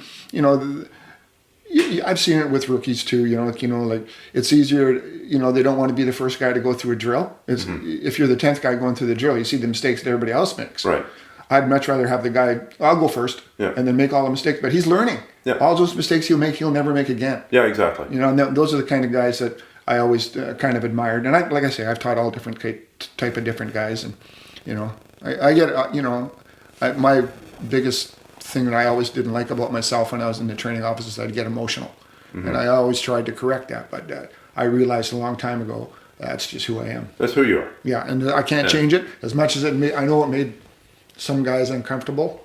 It made me uncomfortable when I was going through it, but man, it was all just it's exactly the opposite of what. There's lazy and there's engaged. Yeah. You got emotional. It meant that you cared. But it came from a good spot. Yeah, 100%. Yeah. You and I had our share of disagreements, but I never questioned that it was coming from a good spot. Well, that's you don't want to have disagreements. Everybody. That's what it's about. You're working with 180 guys, 200 guys, 400 guys, 800 guys. There's going to be differences of opinions, and that's good, because that's how sometimes you get from point A to point B. Yeah. Right. So. Yeah. So, we're making it sound like it's all, explosive fire, smoke, and terrible stuff. And but it's also tremendously fun. The bottom, that's what keeps people there for 30 years, in addition to the paycheck. Oh, for sure. You come back and there's just a call that either went really well or a call that was just inherently funny. You work together with another mutual friend of ours, sometimes enemy of mine, who actually I want to get him on the podcast too. I haven't talked to him about it yet, so I'm not going to mention his name. But you're talking about the pickup truck call. Yeah. Well, that was. I don't think you're going to sue or anybody at this point. No, well, like I say, we had a call it was a MESA call, which is a medical call that somebody had fallen out of the back of his pickup truck. So we went down there, and sure enough, he had fallen out of the back of his pickup truck, but he had gotten in the back of the pickup truck, and the guy who was driving the pickup truck floored it, and the guy lost his balance and fell out the back. So we realized when we pulled up, first thing we realized is that there was a party going on here, right? So we get Party in the house. Party in the house. So we go inside there, and so they dragged the guy basically inside, right? So, anyways, it just reeked of marijuana, and so this person wasn't hurt. So we just the guy I was with at the time, he kind of had sometimes a little different taint on stuff. So he just made it light of it, and he goes, "So," he says, "have you been smoking any of that there?" What's it called, KJ? That they're marijuana? And the guy, he's denying it like crazy because his mom and dad are coming in, right? And the place just reeked. And we thought that was really, really quite funny because then when his mom and dad came to pick him up because he wasn't injured, all he wanted to do was meet them out in the lawn, right? Didn't want to meet them inside that house at all. And I have to give the guy credit. He thought about just every angle in the world to get them up, but. I remember we laughed about that all the time on the way back to the thing. You got any of that there marijuana? And that's, like I said, those plain all innocent. Yeah, like we didn't know what it was, right? Like so. But I mean, it was that was just. Any of that devil's lettuce? Yeah, that was a funny call. So yeah, it worked. That worked. And you got a lot of chuckle about that. But that's part of the fire service is the comedy and the tragedies, right? And some people call it black humor or whatever you want to call it, but I think for most firefighters, that's their way to get over the hump. You know what I mean? Try and find out about different stuff. Like we had a fire in North Delta, and what happened was the guy's wife had found his porn collection. Oh, I've heard about this one. Yeah, so anyways. So this is porn collection back in the day when it was like porn Penthouse. Yeah, whatever. Playboy. Yeah, any of that stuff like that. Yeah. So anyways, of course, his mission was get rid of this now. So he decided the best way to get rid of this, instead of putting it in a garbage bag and let somebody take it away, he was going to burn this. So he was going to burn this in his garage. So he was burning this in a big barrel inside the garage. So he's got it going, and it's not quite going as, because it's like that waxy paper that doesn't burn very well until it all gets going. He was kind of trying to get it going, and it wasn't going fast enough. Of course, she was encouraging him to get it done faster. So she's mad at him for having this. She's mad at him, yeah. So anyways, so he decides, well, to get this fire, I'll just pour a little bit of gas on this fire. So what he did, he got a little small coffee can full of gas, and he threw it on the fire. Well, when it hit the fire, as you know, there's a big woof, and that scared the dog. The dog ran by and knocked over the can. Jerry can full of gas. Jerry can full of gas, and now. And the thing full of fire was on the ground now. So now we got all this gas on fire, and the fire in the guy's basement. Well, long story short, he lost his basement and he lost. Didn't he then kick the gas can out the door or something? Oh, he tried to do that. I mean, that's where we found the gas can, but he just kept on spreading the fire, right? So at the end of the day, he lost like half of his house over something. I shouldn't be laughing, but it's funny. Yeah, it was funny too, and we're both kind of at the end, kind of looking at him, kind of going, well, why wouldn't you just put all that stuff in a garbage bag, man?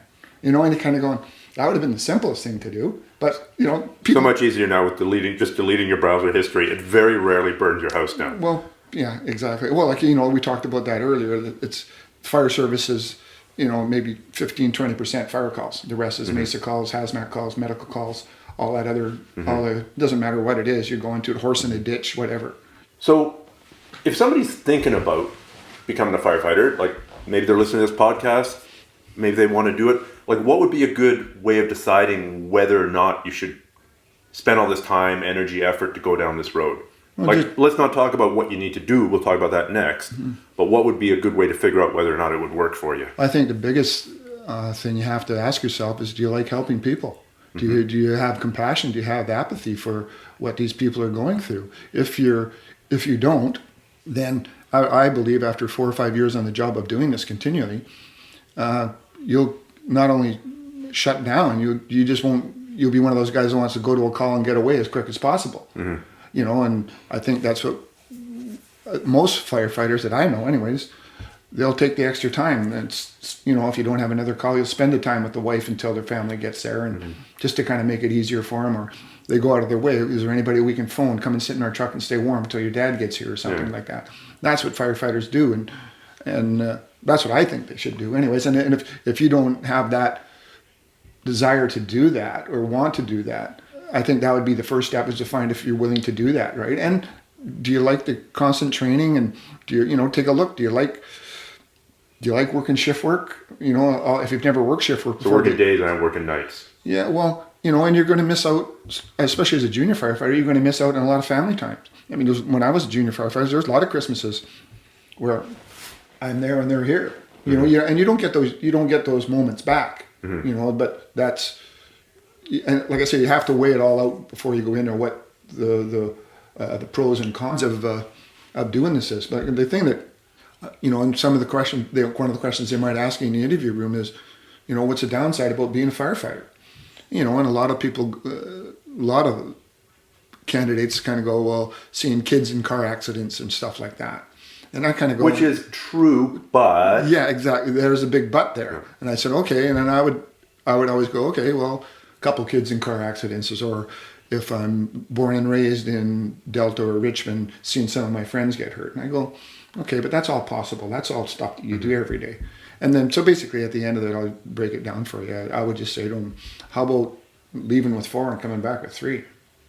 Or how about one of your mates that you've known for a few years, or 10, 12 years, getting cancer or going through a divorce, or something, because you have your initial family that you're born with, and then you have the firefighter family. So if you give a shit about them, it's very hard to see them go through troubled times. And that kind of affects you in certain ways, because every fire department, they've got different stuff going on. They got mums and dads are sick, financial problems, gambling problems, alcohol problems. Their kid isn't doing as good as he should be doing, or causing problems. That's all part about, that's all the big family. If you've got 180 guys, 189 guys, go to a Christmas party and see how many people are actually involved in one fire department. It's enormous. Yeah.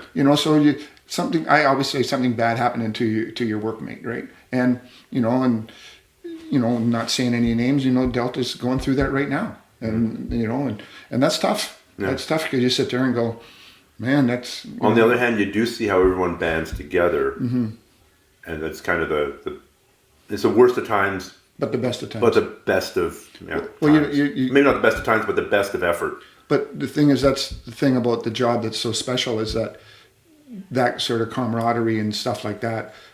And I'm not knocking dentists, and I'm not knocking doctors or anything like that, but you don't see that with them. Sure. You don't. This is something that you can be in Switzerland, and you run into a firefighter from Switzerland. You guys can talk for hours, right? Yeah. That's a brotherhood. That's a sisterhood of the job, and that's something really, really, it sounds kind of corny, but it's, for me, it's. Well, you're spending all your time as a crew, so even sitting around bullshitting, having coffee, and swapping gossip, I think is an essential part of the job for a couple different reasons. The gossip, if I hear some gossip about you, gossip is bad.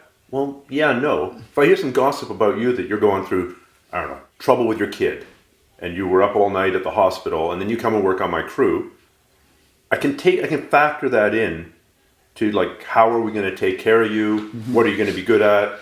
Maybe if you do something stupid, I go, okay, this isn't normally KJ. This is, I don't need to, like, crack the whip here. He's going through some stuff on the side. So gossip is good and bad, but it also, and that bullshitting around the coffee table is good and bad, but it spreads that information about the family. This is how families pass information about, and a lot of it's like, I was at one fire once. The same thing happens around the kitchen table. A guy in the back, it was in fire Hall 2 district, guy in the back looked through a window, saw a weird looking lamp, turns to his buddy, goes, hey, that's a weird looking lamp. Passes on to the next guy, looks like a grow lamp. The next guy, it's a grow op. By the time it comes around to the front of the house where the incident commander is, it's a confirmed meth lab. So they, we evacuate the house, everyone runs out, and then we regroup, and it wasn't a big fire, fortunately. And it turned out that no, it was just a weird, I don't know if it was a lava lamp or some kind of, so it was a total overreaction, but the amplification of the rumor as it went up the chain of command was pretty funny. And I remember when I'd just gone through a divorce, and one guy sitting, and it wasn't the coffee table that I was at, and he was like, "So, you hear about Stefan?" And I just back in the dating scene again, and the other guys are like, "No," and he goes, "Yeah, I heard I knocked up a Fatburger waitress and he's really shook up." Fatburger is like a local hamburger thing. So, and then he shut up. And then this rumor took off like wildfire. Guys were calling me, and I wasn't denying it. I clearly hadn't knocked up a Fatburger waitress. And eventually, like this is now confirmed fact because I'm refusing to talk about it. And I'm leaving shift, and our union president comes in and goes, "Oh, Stefan, I heard you got into a little bit of trouble." I'm like, "I don't want to talk about it." And I run out the door, I run to my car, and I'm driving away, laughing myself silly. So later, Brad Wilson calls me at home, like, "Look, I'm so sorry. Yeah. It's none of my business. I shouldn't have been." I'm like, "Okay, I've got to come clean here. This is a total fabricated rumor." And by the time the union president is calling you at home to apologize, it's like, okay, maybe it's time to put this thing to bed. Well, it's funny how the rumors can grow. The rumor grows. And sometimes they're just funny rumors, and sometimes they're vicious rumors, right? Sure, that happens too. Yeah, for sure. And it's at the end, like I say, I think everybody's done it, right? I'm not going to sit there and tell you that I haven't done it. I know I've done it too, and sometimes you regret for embellishing on something like that. That's basically none of your business. Mm-hmm. But that's, like I say, you're sitting there with a family. You spend a lot of time with them. You're not dealing with robots. You're dealing with a family. Yeah, and you spend a lot of time with those people, and that's why and everybody's going through different stuff. Their kids are at different ages. Their mom and dads are at different ages. Their sisters are going through stuff. Their brothers are going through stuff. Whatever, and that's just part of.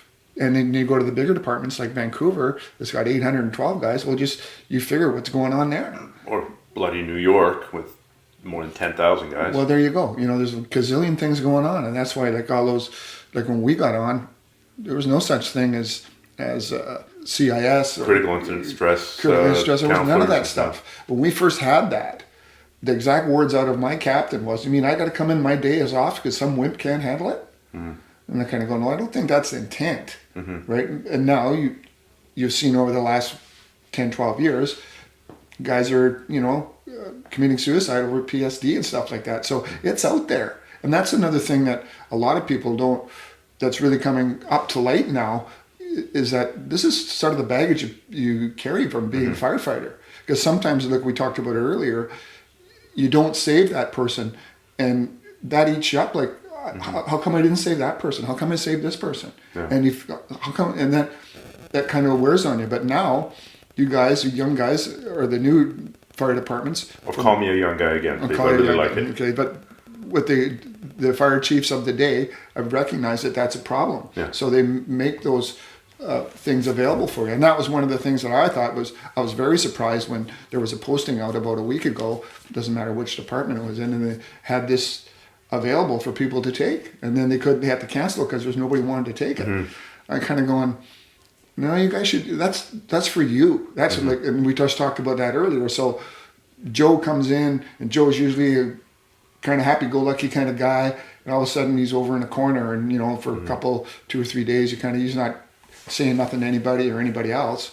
You need to have those kind of tools in your toolbox to kind of go, hey man, what's going on? Especially as a skipper, right? Yeah. What's going on? Well, I just got diagnosed with cancer or something. Yeah. Okay, now we know. Now I can cut you a lot of slack. But if you don't know, right, and you don't have those tools, you just go, he's being a dick. He's trying to be away from everybody. That's not really the way to go. Mm-hmm. And you just, those tools are out there for you guys to use. Mm-hmm. So I always say, hey guys, use them. There's nothing wrong with the big bad firefighter can take everything. And that's not working out really, is it? Mm-hmm. Right? You need somewhere to vent some stuff. Well, taking us back to the subject, but there's a related subject to, do you want to become a firefighter? Is this a good idea? What about like the bravery or the being able to deal with the ugly stuff, right? Like, the whole dead kid or mangled body thing, that is a reality. And I might not be dealing with it every day the way that Fair enough, but I don't think you ever really know how you deal with that stuff until it actually happens. It's like, how you hear the stories of the guys when you go to their Remembrance Day ceremonies, and they never ever talk about the shitty stuff that happened to them. They talk about the humorous stuff, because the shitty stuff is too close to the heart. And until you've walked a mile in their shoes or seen what you've seen or what I've seen, you can sit there and tell me what you think happens there. But it doesn't, and that's why one of the things that... Well, I suppose if you faint when you see blood, this isn't a good sign. It's not a good sign. No, it's not. That might not be for you, and that's what sometimes, like in the hiring process, without slagging the HR people, they have a fair amount of weight now. Well, they've never sat around the table after you've come back from a call where a 2-year-old girl's got her head beat in with a ball-peen hammer because her dad was pissed. They've never seen the faces on those guys and what it's like to sit there and just kind of look at each other like, what just happened? What did we just go to? Yeah, what the hell just happened? Yeah, exactly. And those are the things, as you go through your firefighting career, I always used to tell the rookies, and you can ask them, I said, it's like a Rolex jar in your head. You might have 10, I might have 20, some guy might have 30. So Rolodex of the bad calls. Yeah, or whatever calls. Could be the good calls, could be the bad calls. But there will be calls that you will always remember. You remember the smells, the sounds, who was there, how it worked out, maybe the humor, maybe the tragedy. But those are calls that you will always, always, always remember. And you come up at the most inopportune times, taking your kid fishing or something, and you're going, geez, I remember this kid that doesn't get to go fishing anymore. Something like that. But what I always try to justify it in my mind is sounds kind of corny, but that's the price you pay for the privilege of doing that job. Maybe that's a cliche or whatever way you want to get it, but it's just a fact. Yeah. Everybody has those. You don't shake that stuff up. You're gonna, as you go through your fire career or police career or in the armies, you're gonna see stuff that most people never ever see. So then, how do you deal with? I mean, and we of course keep in mind that nothing we see is going to be as horrible as what, say, the guys in World War One went through, but there is bad stuff. So then how do you deal with, like, what are some ideas or... That's why when they ask you, like, what do you do in your off time, right? So you have a good support system. You got my safe place to fall is right in there, right? Hopefully it's not the bottle. Not the bottle. Can't be drugs. It's got to be your wife or your family, somewhere where you can kind of just go and defuse. Maybe a couple of good friends. So did you, when you came back from that call, did you tell your wife about it? No, she wasn't there. She's been to a lot of bad calls herself too. That was something I always told about, the funny calls or the stuff that we went through, but I thought that was a pretty private thing and I just had to go and kind of deal with.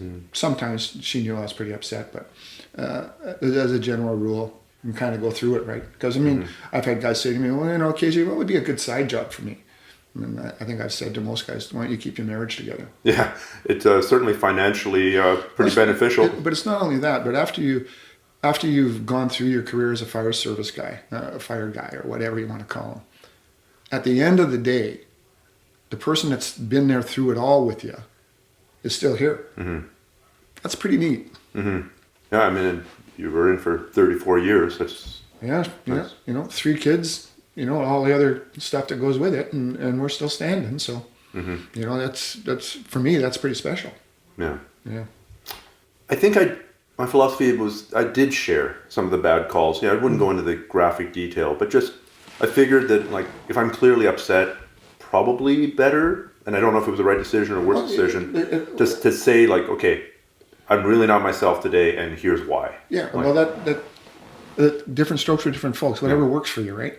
Yeah. And that's what I'm saying. They want to have a safe place to fall. What are your hobbies? Do you have hobbies? Do you paint? Do you work out? What kind of, when you're away from here, what do you do, right? It's just because last thing you want, in the old days, it was polish off a 40 ounce of whiskey and, a big tough firefighter, I can take it. Yeah. Well, how'd that work out for most of those guys? No, not very well. Exactly, right? But that was a different era then. That was a different era. Well, there's also a different era. Like, you were always fit, and you're still working out now. Like, you say you box. Well, I just do my boxing stuff, right? I don't go down to the gym and work out. I do it all right here, right? Right in this room kind of deal. So, but certainly back in the day, there's a generation of guys who like, well, I might have had to pass that initial physical, but now I'm not doing But then anything again, ever again. But that goes again to what we talked about before, is that if it's part of your lifestyle, it is. And if it's not, unless you do a quick 360 or a 180, it's never ever going to be part of your lifestyle. So I think the idea of hiring guys who have a strong, I think the best indicator of whether guys are going to be fit 20 years from now is how much effort do they put on it right now? Well, if you're 25, 26, 27, 28 years old or in your early 30s, you should be fit because you're going, especially when But a lot of people aren't. Well, a lot of people aren't. But I mean, when you go for your evaluations on your skill level, right? That's the time where you get to shine. Mm-hmm. And if you're fit, you're going to make it 10 times easier on yourself to do it. And if you're not, the people that are watching it are going to pick up on that. Mm-hmm. This guy's bagged. He's put the ladder up twice and he's done. Mm-hmm. He's 24 years old. Come on. Yeah. You just kind of go that. And like I said before, that's something that only you can control. Mm-hmm. So, make your best effort and put it forward. But all the other stuff, how are you going to react to bad calls or stuff like that? That's, unless you've gone through it, you don't know. You don't know until you get there. You can hope for the best, right? But also, like, do your research and realize that there's outlets for you if you can't. Well, somebody just recently asked me, I think it was a Twitter question. It was a Twitter question. How does the martial arts or the jiu-jitsu correspond to the firefighting? And I think the two big things were fitness, like it's super useful to both of them, and also staying sort of calm under pressure. And I think that maybe if you know about yourself that you completely lose your shit when there's a bad emergency, like, I don't know, you're driving down the road and there's a car in the ditch and you don't know what to do. Well, maybe this career is not for you. Or maybe this is something that you need to work on somehow. And I don't know exactly what the right way is to do that. Like I say, I think it goes down to, do you want to help people or not? Do you have an apathy? Do you have a compassion for them? Does it mean something? Does it mean something for you in your heart? That I'm doing something worthwhile, and I think it's very self-satisfaction for me. That's why I did it. That's what I got out of it. Plus all the friends and all the camaraderie and all the jokes and all the different stuff like that. I mean, I never ever thought I went to work once in my life. Mm-hmm. That's how much I liked it, right? No, I look forward to it every day. Yeah, and I hope most firefighters do. And honestly, 30 years is a big hunk of your life. So I'm going to say that if you don't enjoy it, okay, maybe the last couple of years you don't enjoy it, you're just toughing it out to get your pension, great. Okay, I understand that. But you're 10 years in, you're 15 years in, and you're jaded and you hate it. Move on. Man, you don't get a second chance at this life. We're going to take a long dirt nap, and that's going to be it. Yeah. So, like, get the hell out. Like, no job is worth wasting. But you're not 30 years of your life. But that's, once they're in that deep, most people don't. They just kind of put up with it. They're just cowards. No, I wouldn't call them cowards. They're afraid to take the next step. They're afraid to follow their dream. Whatever, if their dream is to be a fishing guide in South America. Yeah, fair enough. I guess. Why do you go do that? They're in their comfort zone, right? And they're in their comfort zone, but they're not. Yeah, they're in their discomfort zone. Yeah, but they're also, they realize it's a pretty good job, and for the benefits part of it and stuff like that. So I'm just going to one of the last union jobs standing, really. Yeah, if I can sit here and hide in the woods for another 10 years, I'll do that, right? But at the end of the day, like one guy told me, all you want when you retire, all you want those guys that you worked with say about you is, God, he was a good firefighter. Because it doesn't get any better than that. No. And you can sum it up in one sentence. Either he did the job or he didn't. Was he engaged? Was he part of the, and like what I say to the young guys now that I see them when I'm putting up Christmas tree lights and stuff with them, I say, be the guy. Various charity stuff. Yeah, I said, be the guy you said you were going to be in the interview room, man. Right? Because in the interview room, you told me you'd be willing to do this and do this and do this and do that. Okay, now a year plus a day, now you're an invisible guy. What's happening? Yeah. And if everybody, 180 guys, 185, 180, 90 guys, everybody does a little bit, that's light load. But if you put the load on to 30, 25% of the guys all the time, those guys are going to get burnt out. Because I know I was one of those guys. And pretty soon after a while, you're kind of going, well, how come nobody else is stepping up to the plate here, right? And they get all the rewards. They get all the benefits and all the other stuff. And you guys got to, what the young guys and firefighters in the service now got to remember, the Christmas tree lights or the bright lights, the burn fund, muscular dystrophy drives, the Chiefs for a Day, all that stuff, that makes the chief and council look good to the public. And if you're making them look good to the public, they're going to make your job a lot easier, collective bargaining wise and all that other stuff. There's going to be no pushbacks. There's not going to be any, well, we're going to take that job away from you or that job, or we're going to make these things so you can't do that, right? And all your policies, all the stuff on the collective agreements or whatever, if you've been around for a while, you can go down and look at all the policies, all the rules and regs, and you can put a name to just about every one, why it's changed. Or why? Right. Because this guy used to do this. Now they had to come up with some stupid rule that handcuffs everybody else for all time. And that's a management tactic. Instead of, that's when you have, I think, I call weak leaders that instead of stepping up into the office and going up one side of you, down the other, and go, this ain't quite working for me, they take the shotgun and they blast everybody, hoping that the rest of the department will take Stefan to task and get him breathing right. Well, that doesn't generally work, and it doesn't work anymore because of the sexual harassment issues. If you take a guy to task and you try to correct him, not only are you singling me out, you betcha, you're hurting me out. You're hurting my feelings, and so all of a sudden my feelings are hurt. I feel harassed. Right. So now all of a sudden you got a 13, 14-year guy that's been a good guy his whole career, and he sees this one guy not appreciating the job as much as he would like, and he keeps on doing it. He takes him to task. Now, this guy takes him across the street to City Hall. Not only is that guy might lose his job, this guy so what happens now, what I see, is that everybody just kind of grumbles and gets pissed off that they got to work with a jerk. And at the end of the year, they just give the jerk to another guy and say, good luck. But that jerk doesn't get corrected, right? Yeah. Well, we'll start by saying that 90% of the guys are fantastic. They're awesome. Some of them are a little twisted, little fucked up, but they might be fantastic firefighters. We're talking about that problem 5% guys here. Like, we're going to say that right off the bat. And any group of people is going to have I've already sworn, so they're going to have their fuck ups. So, in general, I agree with these anti-harassment policies that have come out in the last 10, 15 years. And, you can't totally belittle someone on the basis of race or sexual orientation or anything like that. And I get it. Like, I understand that part of it. And I want to say that any of the belittling that I dish out is only to my friends. I'm not going to waste a good insult on somebody that I don't like. Mm-hmm. And, the crew that I'm working with this year, if you sat around, you'd say, oh my God, these guys are awful to each other. No, we're actually taking the time to dream up really good insults and tear each other down. But only if the person if he reacts by laughing and insulting you back, well, then it's been a success, right? Then it's been a bonding experience. So I think the general public may not understand that we're saying terrible, terrible things about each other, but we're saying it, out of a position of, I was about to say out of a position of love. That's a bit strong, but we'll say it in a good way.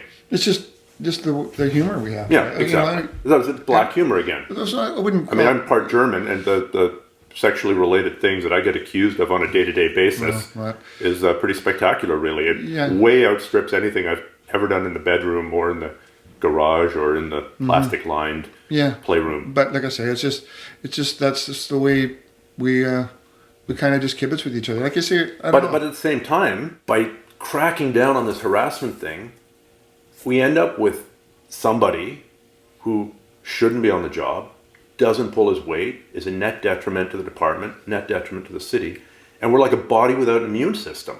Like, there's no way to get rid of that toxic, we can call them toxic individuals. It's so much harder to push that person out, and it's the downside of this anti-harassment thing. If somebody gets AIDS, they don't have an immune system, and along comes the common cold and kills them. Unless they're taking all the drugs. You could make an argument that harassment, bad as it was kind of an immune system to keep outsiders out. Now, I think sometimes it was deployed against the wrong kind of outsiders. You take a look at the southern fire departments in the old days, where like the blacks would have their own separate dorms because you didn't want the black people associating with the white people. Or, like, people for sure have gotten bad rides for the wrong reasons. But at the same time, you're working with somebody potentially for 30 years and the guy's a total liability. and there isn't. It's the downside. You don't have a mechanism really to. Some people aren't fixable. Some people aren't fixable. It's like taking a stew. You make a stew. Right. You put some carrots in there. You put a ham bone in there. You take some onions. You take some celery. What else do you put in a stew? Some salt. You put some motor oil in there, and then you go put some mushrooms. Oh, shit! I put motor oil in there. Okay, now what else do I put in this stew to get the motor oil out? The answer is nothing. There's nothing you can put in that stew to fix that motor oil. And I think some people are just inherently not fixable. No matter how, the mentality is, they just need more training. I don't think that's true. No, I think I agree with you. You're going to find whether, it doesn't matter what department you're in, Vancouver, North Van City, West Van, Richmond, Burnaby, New West, Surrey, Delta, whatever. The executive of the day spends 99.9%. The union executive. The union executive spends 99.9% of their time dealing with 10% of the population, of the people that work in that workforce. Because those people, analogy I like to use is that if I gave you $1 million in cash, you'd be pissed off because you didn't get it in a check. There's no way I can keep you happy. It's not going to happen. So what those guys do is they sit around in the fire hall for whatever reason, and no matter what good or bad happens in the fire department, they turn it into a negative. Or this is the shits. This is the shits. Look at the clothing they're giving us. This is brutal. How come we're not doing this? Oh, the training's this, training's that. Blah blah blah. Oh, we're not getting any training. This is the shits. Whatever. But 99.9% of the time, those individuals, if you really looked at them, don't do anything to make it a better place. They're not involved in anything. They're not involved in being an instructor. They're not involved with the local. They're not involved with putting up bright lights or the good and welfare or the athletics. They don't play in the hockey team. They don't play in the baseball team. They don't compete in the combat challenge. They don't do anything. They just sit around and bitch. It's easy to do because you don't have to do anything. All you have to do is just be a negative ninny, right? And those guys, that's what makes it really hard if you have those guys as an officer. Yeah. Because those guys are continually, and don't think for a minute, those negative ninnies, when they're out doing their truck checks and stuff like that, aren't slagging you like crazy or watching you like a hawk at a fire and probably, taking you to task behind your back instead of having enough nuts and go, well, how come we did that? How come we pulled up to 5 feet away from that power line when it was down? It's always easier to tear down than to build up. Yeah, but it takes more integrity and stuff like that to ask the question, right? How come that went wrong? Let's change gears here. Maybe somebody listening here wants to become a firefighter. Let's just approach it from that. Or somebody listening here, their kid wants to become a firefighter, boy or girl. So what's your very roadmap from 30,000 feet to become one, to move towards that? First thing you have to do is either go to it's called EP101. And that's, you can get that at the JI or Vermilion or get it down in Texas. And that'll give you a good basis of what it's like to be a firefighter, give you a chance to pull some hose, go into enclosed environments that are controlled to see if you like being a firefighter. And then that's different. That's just a requirement that the department has, but different departments might have different requirements. Exactly. So, and another thing is get involved in volunteering somewhere. And see if you like doing that sort of stuff. See if you like helping people. Are you willing to put extra time in with no pay and go do that? So, for example, what do you counsel people who come to see you to volunteer as? I don't care. It doesn't matter, but something to do with people. I had one young guy come in and I said, so what do you do? And he says, well, I go to the old age home every Tuesday and Thursday, and I play my guitar for them. Great. Why do you do that? I like doing it. It makes them feel good. It makes me feel good. It goes back to why you want to be a firefighter, right? All that other good stuff. Because all the stuff that you do extra on the side makes the fire chief look good. And if the fire chief doesn't have a rack on for the guys on the floor, he's going to make your job a lot easier. Discipline-wise, issues come up. But if you get a guy that, he feels like you guys ain't pushing all on the same oar and you're kind of hacking him down, then it's a totally different animal. Right. Well, you and I know we're digressing again here. I'm going to drag it back to this, but you and I have lived under some very different labor management regimes. And it's totally different environment when labor's kind of getting along with management for whatever reason. Maybe labor's more reasonable, maybe management's more reasonable, maybe both. versus an all-out war. Yeah. Like the all-out war really ultimately just hurts everybody. Well, it hurts everybody because those feelings never mend, right? You know, because especially if the same guys or same bargaining unit is in there. But for the most part, I think we've all got smarter by going to school and stuff like that. And really, you can't go in there and jump up and down. I want this. I want this. I want that. Mm-hmm. I want this because I think this will make the fire department better. Mm-hmm. I want this for a safety issue. I want this because this or that or whatever. Mm-hmm. You know, and if you can sell them on that and you have a good rapport with them, you know, the biggest mistake guys do is go in there and say, I want this, I want that, or we got to change, you know. They're talking during like negotiations. Negotiations or coming into the labor management meeting. If you've got a problem, tell me what you think the solution is. And that proves to me as a management team that you've given a little bit of thought to how we can correct this, as opposed to going, well, we're all wearing pink socks. I hate that. So what does that mean to me? No. Nothing. We shouldn't wear pink socks because, you know, pink is highly corrosive or whatever. Yeah. I'm just saying, right? Yeah. Giving them a reason why you want to change what's in place, and that help me help you kind of deal. And then they're a lot more receptive to that. Okay. But I mean, it's gonna be you get on, know that it's gonna be years before you're doing any of this like labor management stuff. So number one, you're saying find out what the requirements are for whatever department you're trying to get on. And it's on every webpage. What the basic stuff you have to do is to get to walk to the door. Yeah. So you got to do that. You got to do that, and then volunteering, and keep physically fit, right? And what would you suggest for physical fitness? For like again, physical fitness tests will be different, but on average, what would it involve? Number one is have a good cardio. So whether you run.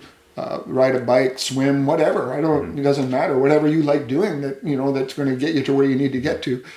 You're going to have to lift some weights because you're going to have to be doing some stuff. So, and I'm sure that these guys who are physical trainers will tell you to job specific exercises for what you could do as a firefighter, whether it's deadlifting or, pulling like stuff like, I'm not a weightlift guy, so I don't know, but there's guys out there that do know. Yeah. So, and all these young kids now are internet savvy. So just a matter of Googling this or Googling that, find out where they have to get to. And plus the fact is, talk to buddies of yours that are firefighters. Find out why you like doing this. Not it's just a great job to get on. Because you know yourself, once any sort of hiring mechanism gets on, there's always guys that are going up to the fire chief or whatever. Hey, hire this guy. He's a great guy. Or trying to push this guy's agenda on him. It's always funny when guys who don't have good reputation come and do that and push to the chief. Hey, you should totally hire this person.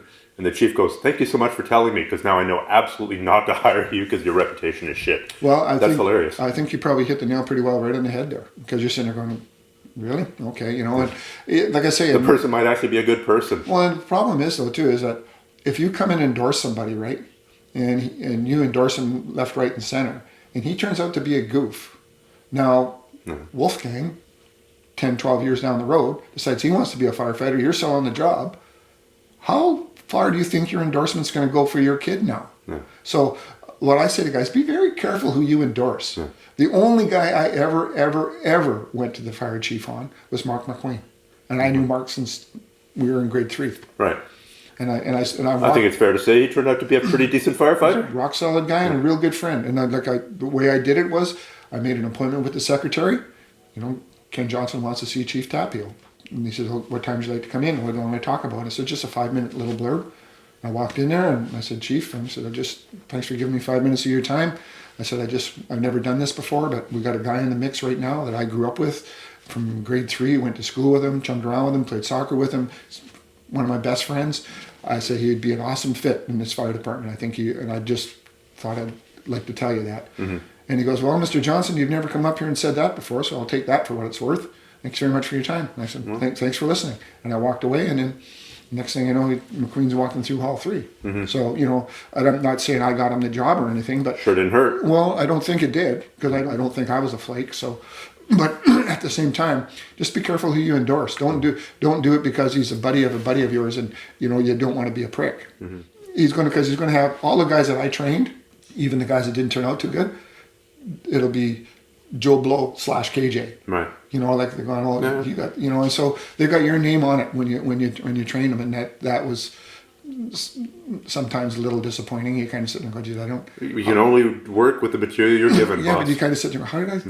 And then you look back and go, yeah, I saw a couple. You can't fix stupid. You No. can't fix lazy. Well, you kind You of can't take motor oil out of the stew. fair enough, but you kind of sit there and go, I saw a couple of red flags. Why didn't I ramp up on that a little bit? You know, and really it used to really bother me when guys didn't appreciate what a great job this is, and you know, and kind of take it for granted, and especially when you know it's easy to shit on the fire service, right? You know, this should have done that, or should have done that, but anyway, it is what it is. Yeah, I mean, at some point, you were talking about physical fitness. At some point, whatever department you're trying to get on is going to have a physical fitness test, and that could vary from department to department. I remember when I got on, it was a 1.5 mile run. Right. It was push-ups to failure, sit-ups to failure, grip strength test, flexibility test, and I hated running. I was just the world's worst, least natural runner. Right. And that was a huge, like I eventually forced myself to run, and that eventually changed my relationship to running. I actually started enjoying running and really enjoyed it for 20 years. But I was forced to do it kicking and screaming to pass that stupid test. Right. Or no, it wasn't actually a stupid test. But that's why they have those CPAC exams now. So that's part, you do all that part of it before. Now, most of the time when they call you in for your physical now, it's work related. Put up a ladder, pack a hose from point A to point B. And a lot of it is parallel from what they do in Combat Challenge. Drag a dummy from point A to point B and, you know, and see how you do it. So if you can somehow get your hands on a simulation of the physical test, it's a good thing. Or if you know a guy on the fire department, right, that has the house out on wherever, okay, I'll make that happen for you. We'll go. How about you meet me there on Saturday morning, and I'll bring a truck out there with a bring group. you a whole tray of muffins for your entire crew. Yeah, and then they'll get you. They put you through the task. Because the hardest things for some of these young guys is that they'll go to school at the JI, and then by the time they get all the rest of the stuff they get to write, that might be in a couple June. of years ago. Yeah, oh yeah. So now they're expecting them to go to their skill sets and ace it. That's very hard to do. But if you're on with a volunteer fire department somewhere, and that's another thing what they should do too, is look in their community who has a volunteer fire department, whether it's Township of Langley, City of Langley, Abbotsford, Point Roberts. Get involved with those guys, and so you can keep your hands into it, so you can keep your skill sets up. Yeah, I would agree with that for sure. So just we're checking off the list here. You got to go to school. Got to go to school, get your requirements. There's no way around that. No way around that. And the more requirements, the better now, right? You know, like that's what There's a bunch of optionals which aren't really optionals. No, they say they are, but they aren't. Right? You know what I mean? All the other good stuff, you know, like they have guys with trades, like they have guys that have hazmat ops, confined space ops, high angle ops, you know, life and safety educator, you know, NFP 101, all that other stuff, volunteer time, paid on call somewhere. Do all that stuff so that you have the total package, and the most important. Having some team sports background in there probably doesn't hurt. No, it doesn't. I mean, I had to spin my. At the time I was doing a lot of whitewater kayaking. Yeah. I remember spinning that as a team sport, and I actually managed. You know, you're in your boat by yourself, but you're going down the river as a team. Yeah. You're watching out for one another, and you've got rescue procedures of one, and it actually worked. But I mean, I didn't have that much team sport background. Well, they just ask about those kind of questions, right? And that'll come out during the interview process of, you know, what. Well, let's finish up here with the interview process. Now, different department. You've worked with a whole bunch of different departments. People are trying to get ready for the interview process. Obviously, they should come and, you know, pay you some money and take your coaching. What's your website? Career Firefighter. www.careerfirefighter.com, I believe. .com. Okay, if you do a search for Career Firefighter Ken Johnson, you'll find it. Yeah. But assuming they can't, assuming they're in Alabama, what is the interview probably going to be like? Just very, very broadly. Well, it's going to be you're going to be probably a panel of 2 or 3 in there, two fire personnel and a human resource person, and you'll come in there and they'll ask you, they'll sit you down, they'll explain the process to you, introduce you to everybody, and they'll say, okay, Stefan, we're going to ask a series of 12 questions. And we want you to answer them to the best of your ability. Away we go. So, and every question that they ask you, whatever door you open, you know, they're going to go down that road. So they usually start off with, you know, the deputy chief and then the training officer, and they go around the room and asking these questions. And the questions are built in a certain way that each person's got their own piece of the pie of what they're looking for, right? So for example, what were you looking for? I just wanted a guy that was had a passion for the job. Okay. So how would you figure that out? Well, you would ask the question, why do you want to be a firefighter, and why Delta? Okay. So you know, I know why I wanted to be a firefighter. So if he goes to the answer and doesn't hit on those things. If he says to me, it's just, good holidays, good paycheck, blah, blah, blah, blah, blah. That's not really the guy that's selling me on it. I'm looking for the guy that's going to tell me, he needs to come from the heart. And a lot of these young kids that come in there, they still try and sell their resume. You don't have to sell your resume. Your resume is what's got you sitting in the seat. You need to sell them on the personality that you're bringing to the table. Am I going to be a hardworking guy? Am I not going to be a problem child? Am I going to commit something to this fire department? Do I want to be here? Right? Do I really want to be here? So how do you work with guys then who might be stellar guys one-on-one, stellar guys, but they just get totally nervous when they're sitting in an interview? Because that's pretty common, right? For sure. But how do you work with that? Well, you have to be kind of you got your sixth sense going on, If the guy, he's pretty nervous in the interview, and you like him, you're going to try and help him out a little bit along the way, right? But if the guy's got a bit of a chip on his shoulder, and he's got kind of an aggressive kind of guy, and he kind of sense like he feels like this is just this is just a formality for me and stuff like that. Well, then you can kind of make it, or. Well, what about you as an interview coach now? How would you say I come into you and say, like, I've done all this stuff, and you actually like me for some weird reason, but I say, man, I'm just so nervous. I've blown 3 interviews. I just got in there and I've totally clammed up, and I just haven't been able to think on my feet. How would you work with me to get me ready for that process? Well, we'd ask you the questions, right? Or roughly what some of the questions that I would think that would be on the thing, and have you answer them back to me. And then I would kind of offer you some advice on how you maybe want to answer that, and then I would also say to you, and after you left here, talk to your wife, talk to your dad, talk to your mom, ask me the question, and have them to be very frank with you how you answer the question. If you answer it like a goof, they should say, no, that you're sounding goofy here. Because some people can talk about themselves like crazy. Other people can't, but that does not make them not a good candidate. Right. But that's a hurdle you have to get over. That's a hoop that you have to jump through. It's a skill you need to acquire. Exactly. If you're lucky enough so that one of the people in the interview room knows you since you were a kid, and that's going to go a long way. This kid, he's shy. He's not out there. You don't have to be Mr. Gregarious all the time. He's a good candidate. He just that might get you over the hurdle, but you still have to answer the questions to a relatively good standard. Right. Right. Because that's where they have the 3 people in there that'll keep the checkpoints and balances. Like if I liked a kid, I would help him with the answer. And then when we're grading it at the end, and I got corrected on this many times, I said, well, he answered that question pretty good. And then from somebody, KJ, you answered that question pretty good. Right? You fed him the answer. Yeah, you didn't feed him the answer, but you helped him. Right. Like, he'd be talking, and then he would stop, and you'd kind of go, you're on the right track, keep going. Yeah. It's just something like that, because, I want them to be successful. I know it's an anal clenching adventure in there. And like I tell them all, I says, your best interview will be on your car ride home.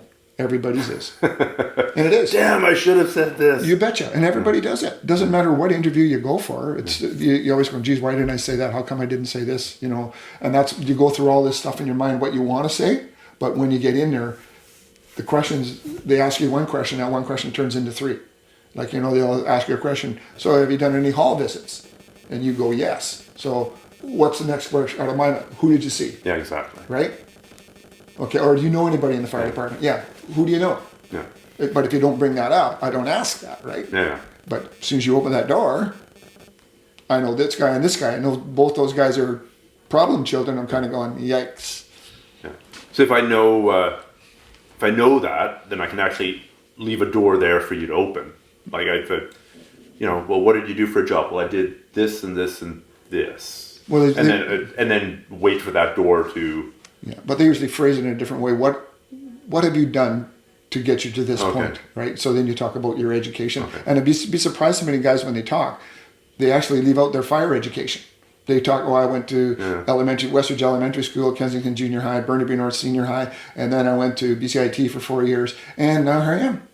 And you're kind of going, well, what about, didn't you go to the JI? And then, I went to the JI, and that kind of twigs them up a little bit. Yeah. But also saying that, if you're going through the interview process, and there's a general dislike for the guy, right? And you can sense that right away. When he tells you about stopping at the ironworker thing, or we don't ask that. Yeah, here's your rope, go hang yourself with it. Well, he's already hung himself with it, right? Yeah. And there's, lots of different ways to do that. Lots of different ways to do that. Yeah. Awesome. Well, I think we're going to wind her down here, KJ. Sounds It's good. been a fantastic chat. I really enjoyed going down memory lane here, and, No, I'm glad you and I liked think it. we could easily have another chat and think about some of the stories from the old days. Sure. And Because that stuff needs to be doesn't need to be recorded. It's so fantastic to hear about it because it's a changing profession. It used to be that whether the fire department was 200 years of tradition, unimpeded by any progress, but I don't think that's true.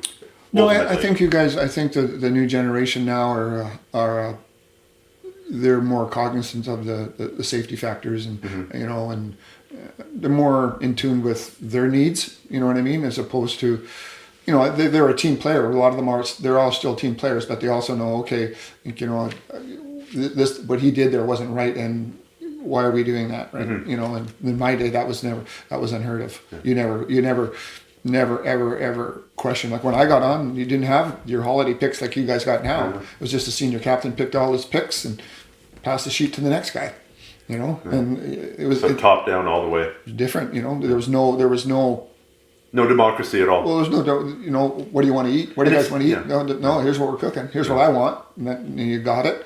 You know, watching the shows that I want to watch, and you know, and it was just different. And then Well, I'd love to get some of those stories, because I know you worked with some super colorful Yeah. characters back in the day. So we're just gonna need code names. So that's your job for the next time that we talk. Okay. Come up with a rhyming, like Pig Latin. Okay. Yeah, just Yeah. Pig Latin name so that nobody can figure out. Well, as soon as they hear the story, most of the guys will figure it out. They just don't want to put the name out there to embarrass anybody. right? exactly. That's the same like when you talk about the interview process. I can tell you about the mistakes that guys made, right? Uh-huh. But I won't. I try not to give any names. course not. We Of had course the worst case scenario. The guy actually tried to hit on the human resource girl. Real, that's ballsy. You kidding? Wow. That Wait, was- how did he do it? How did he do it? What did He addressed all his questions to her. Every answer he had was to her. Okay. You know, and he was giving her the eyeball and all this stuff. And I'm just sitting there looking.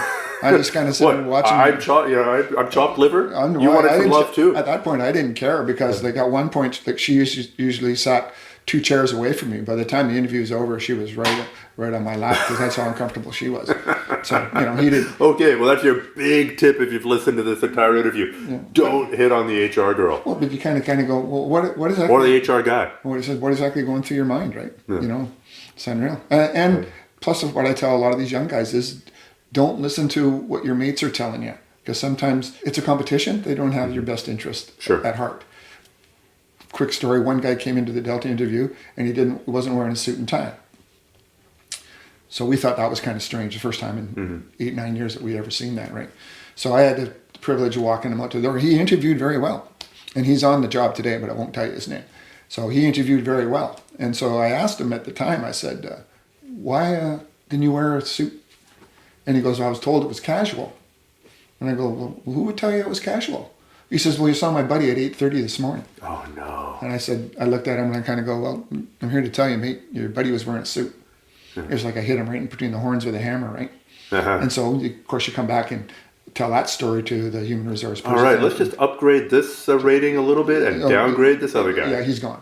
You know, because he was into the go to the ride along stage at that point. That first guy, right? And so there's definitely a side of the guy you don't want to ever see, right? No. So that kind of. How'd you like that guy to be behind you in a fire? Well, but that's the thing, though, right? Sometimes Especially if you're senior to him. sometimes you don't see it, and that's another thing that's so important that you guys have the privilege of doing. You've got the guy for 3 days in the ride along. Yeah. Take that seriously. Yeah, so just so people understand, some departments, and our department, they didn't have it in your day, they didn't have it in my early days, they brought it in, is that they bring contestants or prospective candidates in, and they do ride-alongs. The better ones, the guys that done well in the process so far, spend 3 days with the crews doing tasks. I think we got that from Burnaby, probably. Yeah, probably. And, got it from somewhere. Yeah, and it gives them, again, another opportunity to hang themselves. Like I remember doing one ride-along, and the guy was a toucher. And like, every 5 seconds he'd be like slapping you on the shoulder or kind of like rubbing your arm. And like, I'm a grappler. I'm pretty comfortable with touch.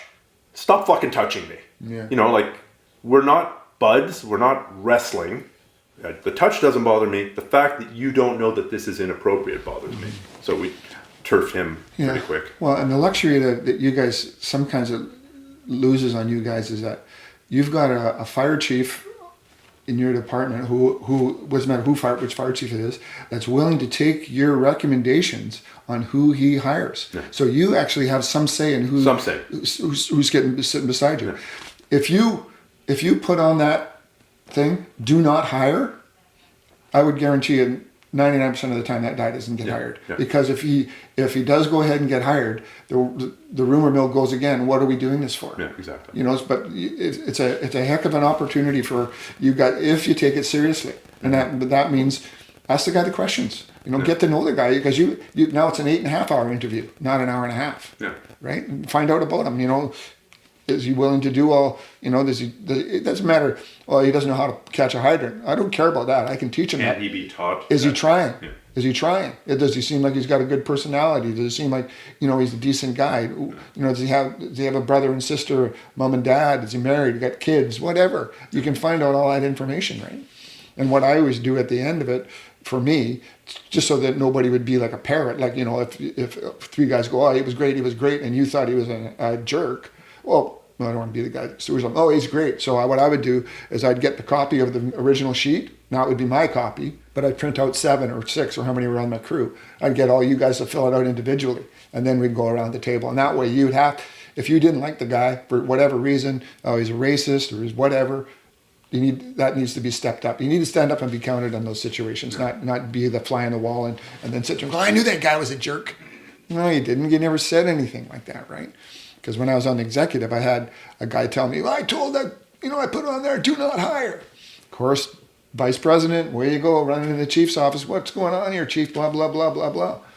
I don't have to show you this, KJ, but I will. So he pulled out the guy who had said that he had said this. Wasn't even close to what he'd said on there. Wasn't even close. At best, it was maybe another should hire, you know, didn't have the skill sets or whatever. It wasn't like I told, you know, so what happens, that which you have to be aware of in vice president and a captain's position kind of deal, or any position, don't go running, get both sides of the story, right? And then somewhere in the middle, that's where the truth lies. Always. Yeah. I went out of there with my tail between my legs on that one, I'll tell you that, and I'm kind of going, man.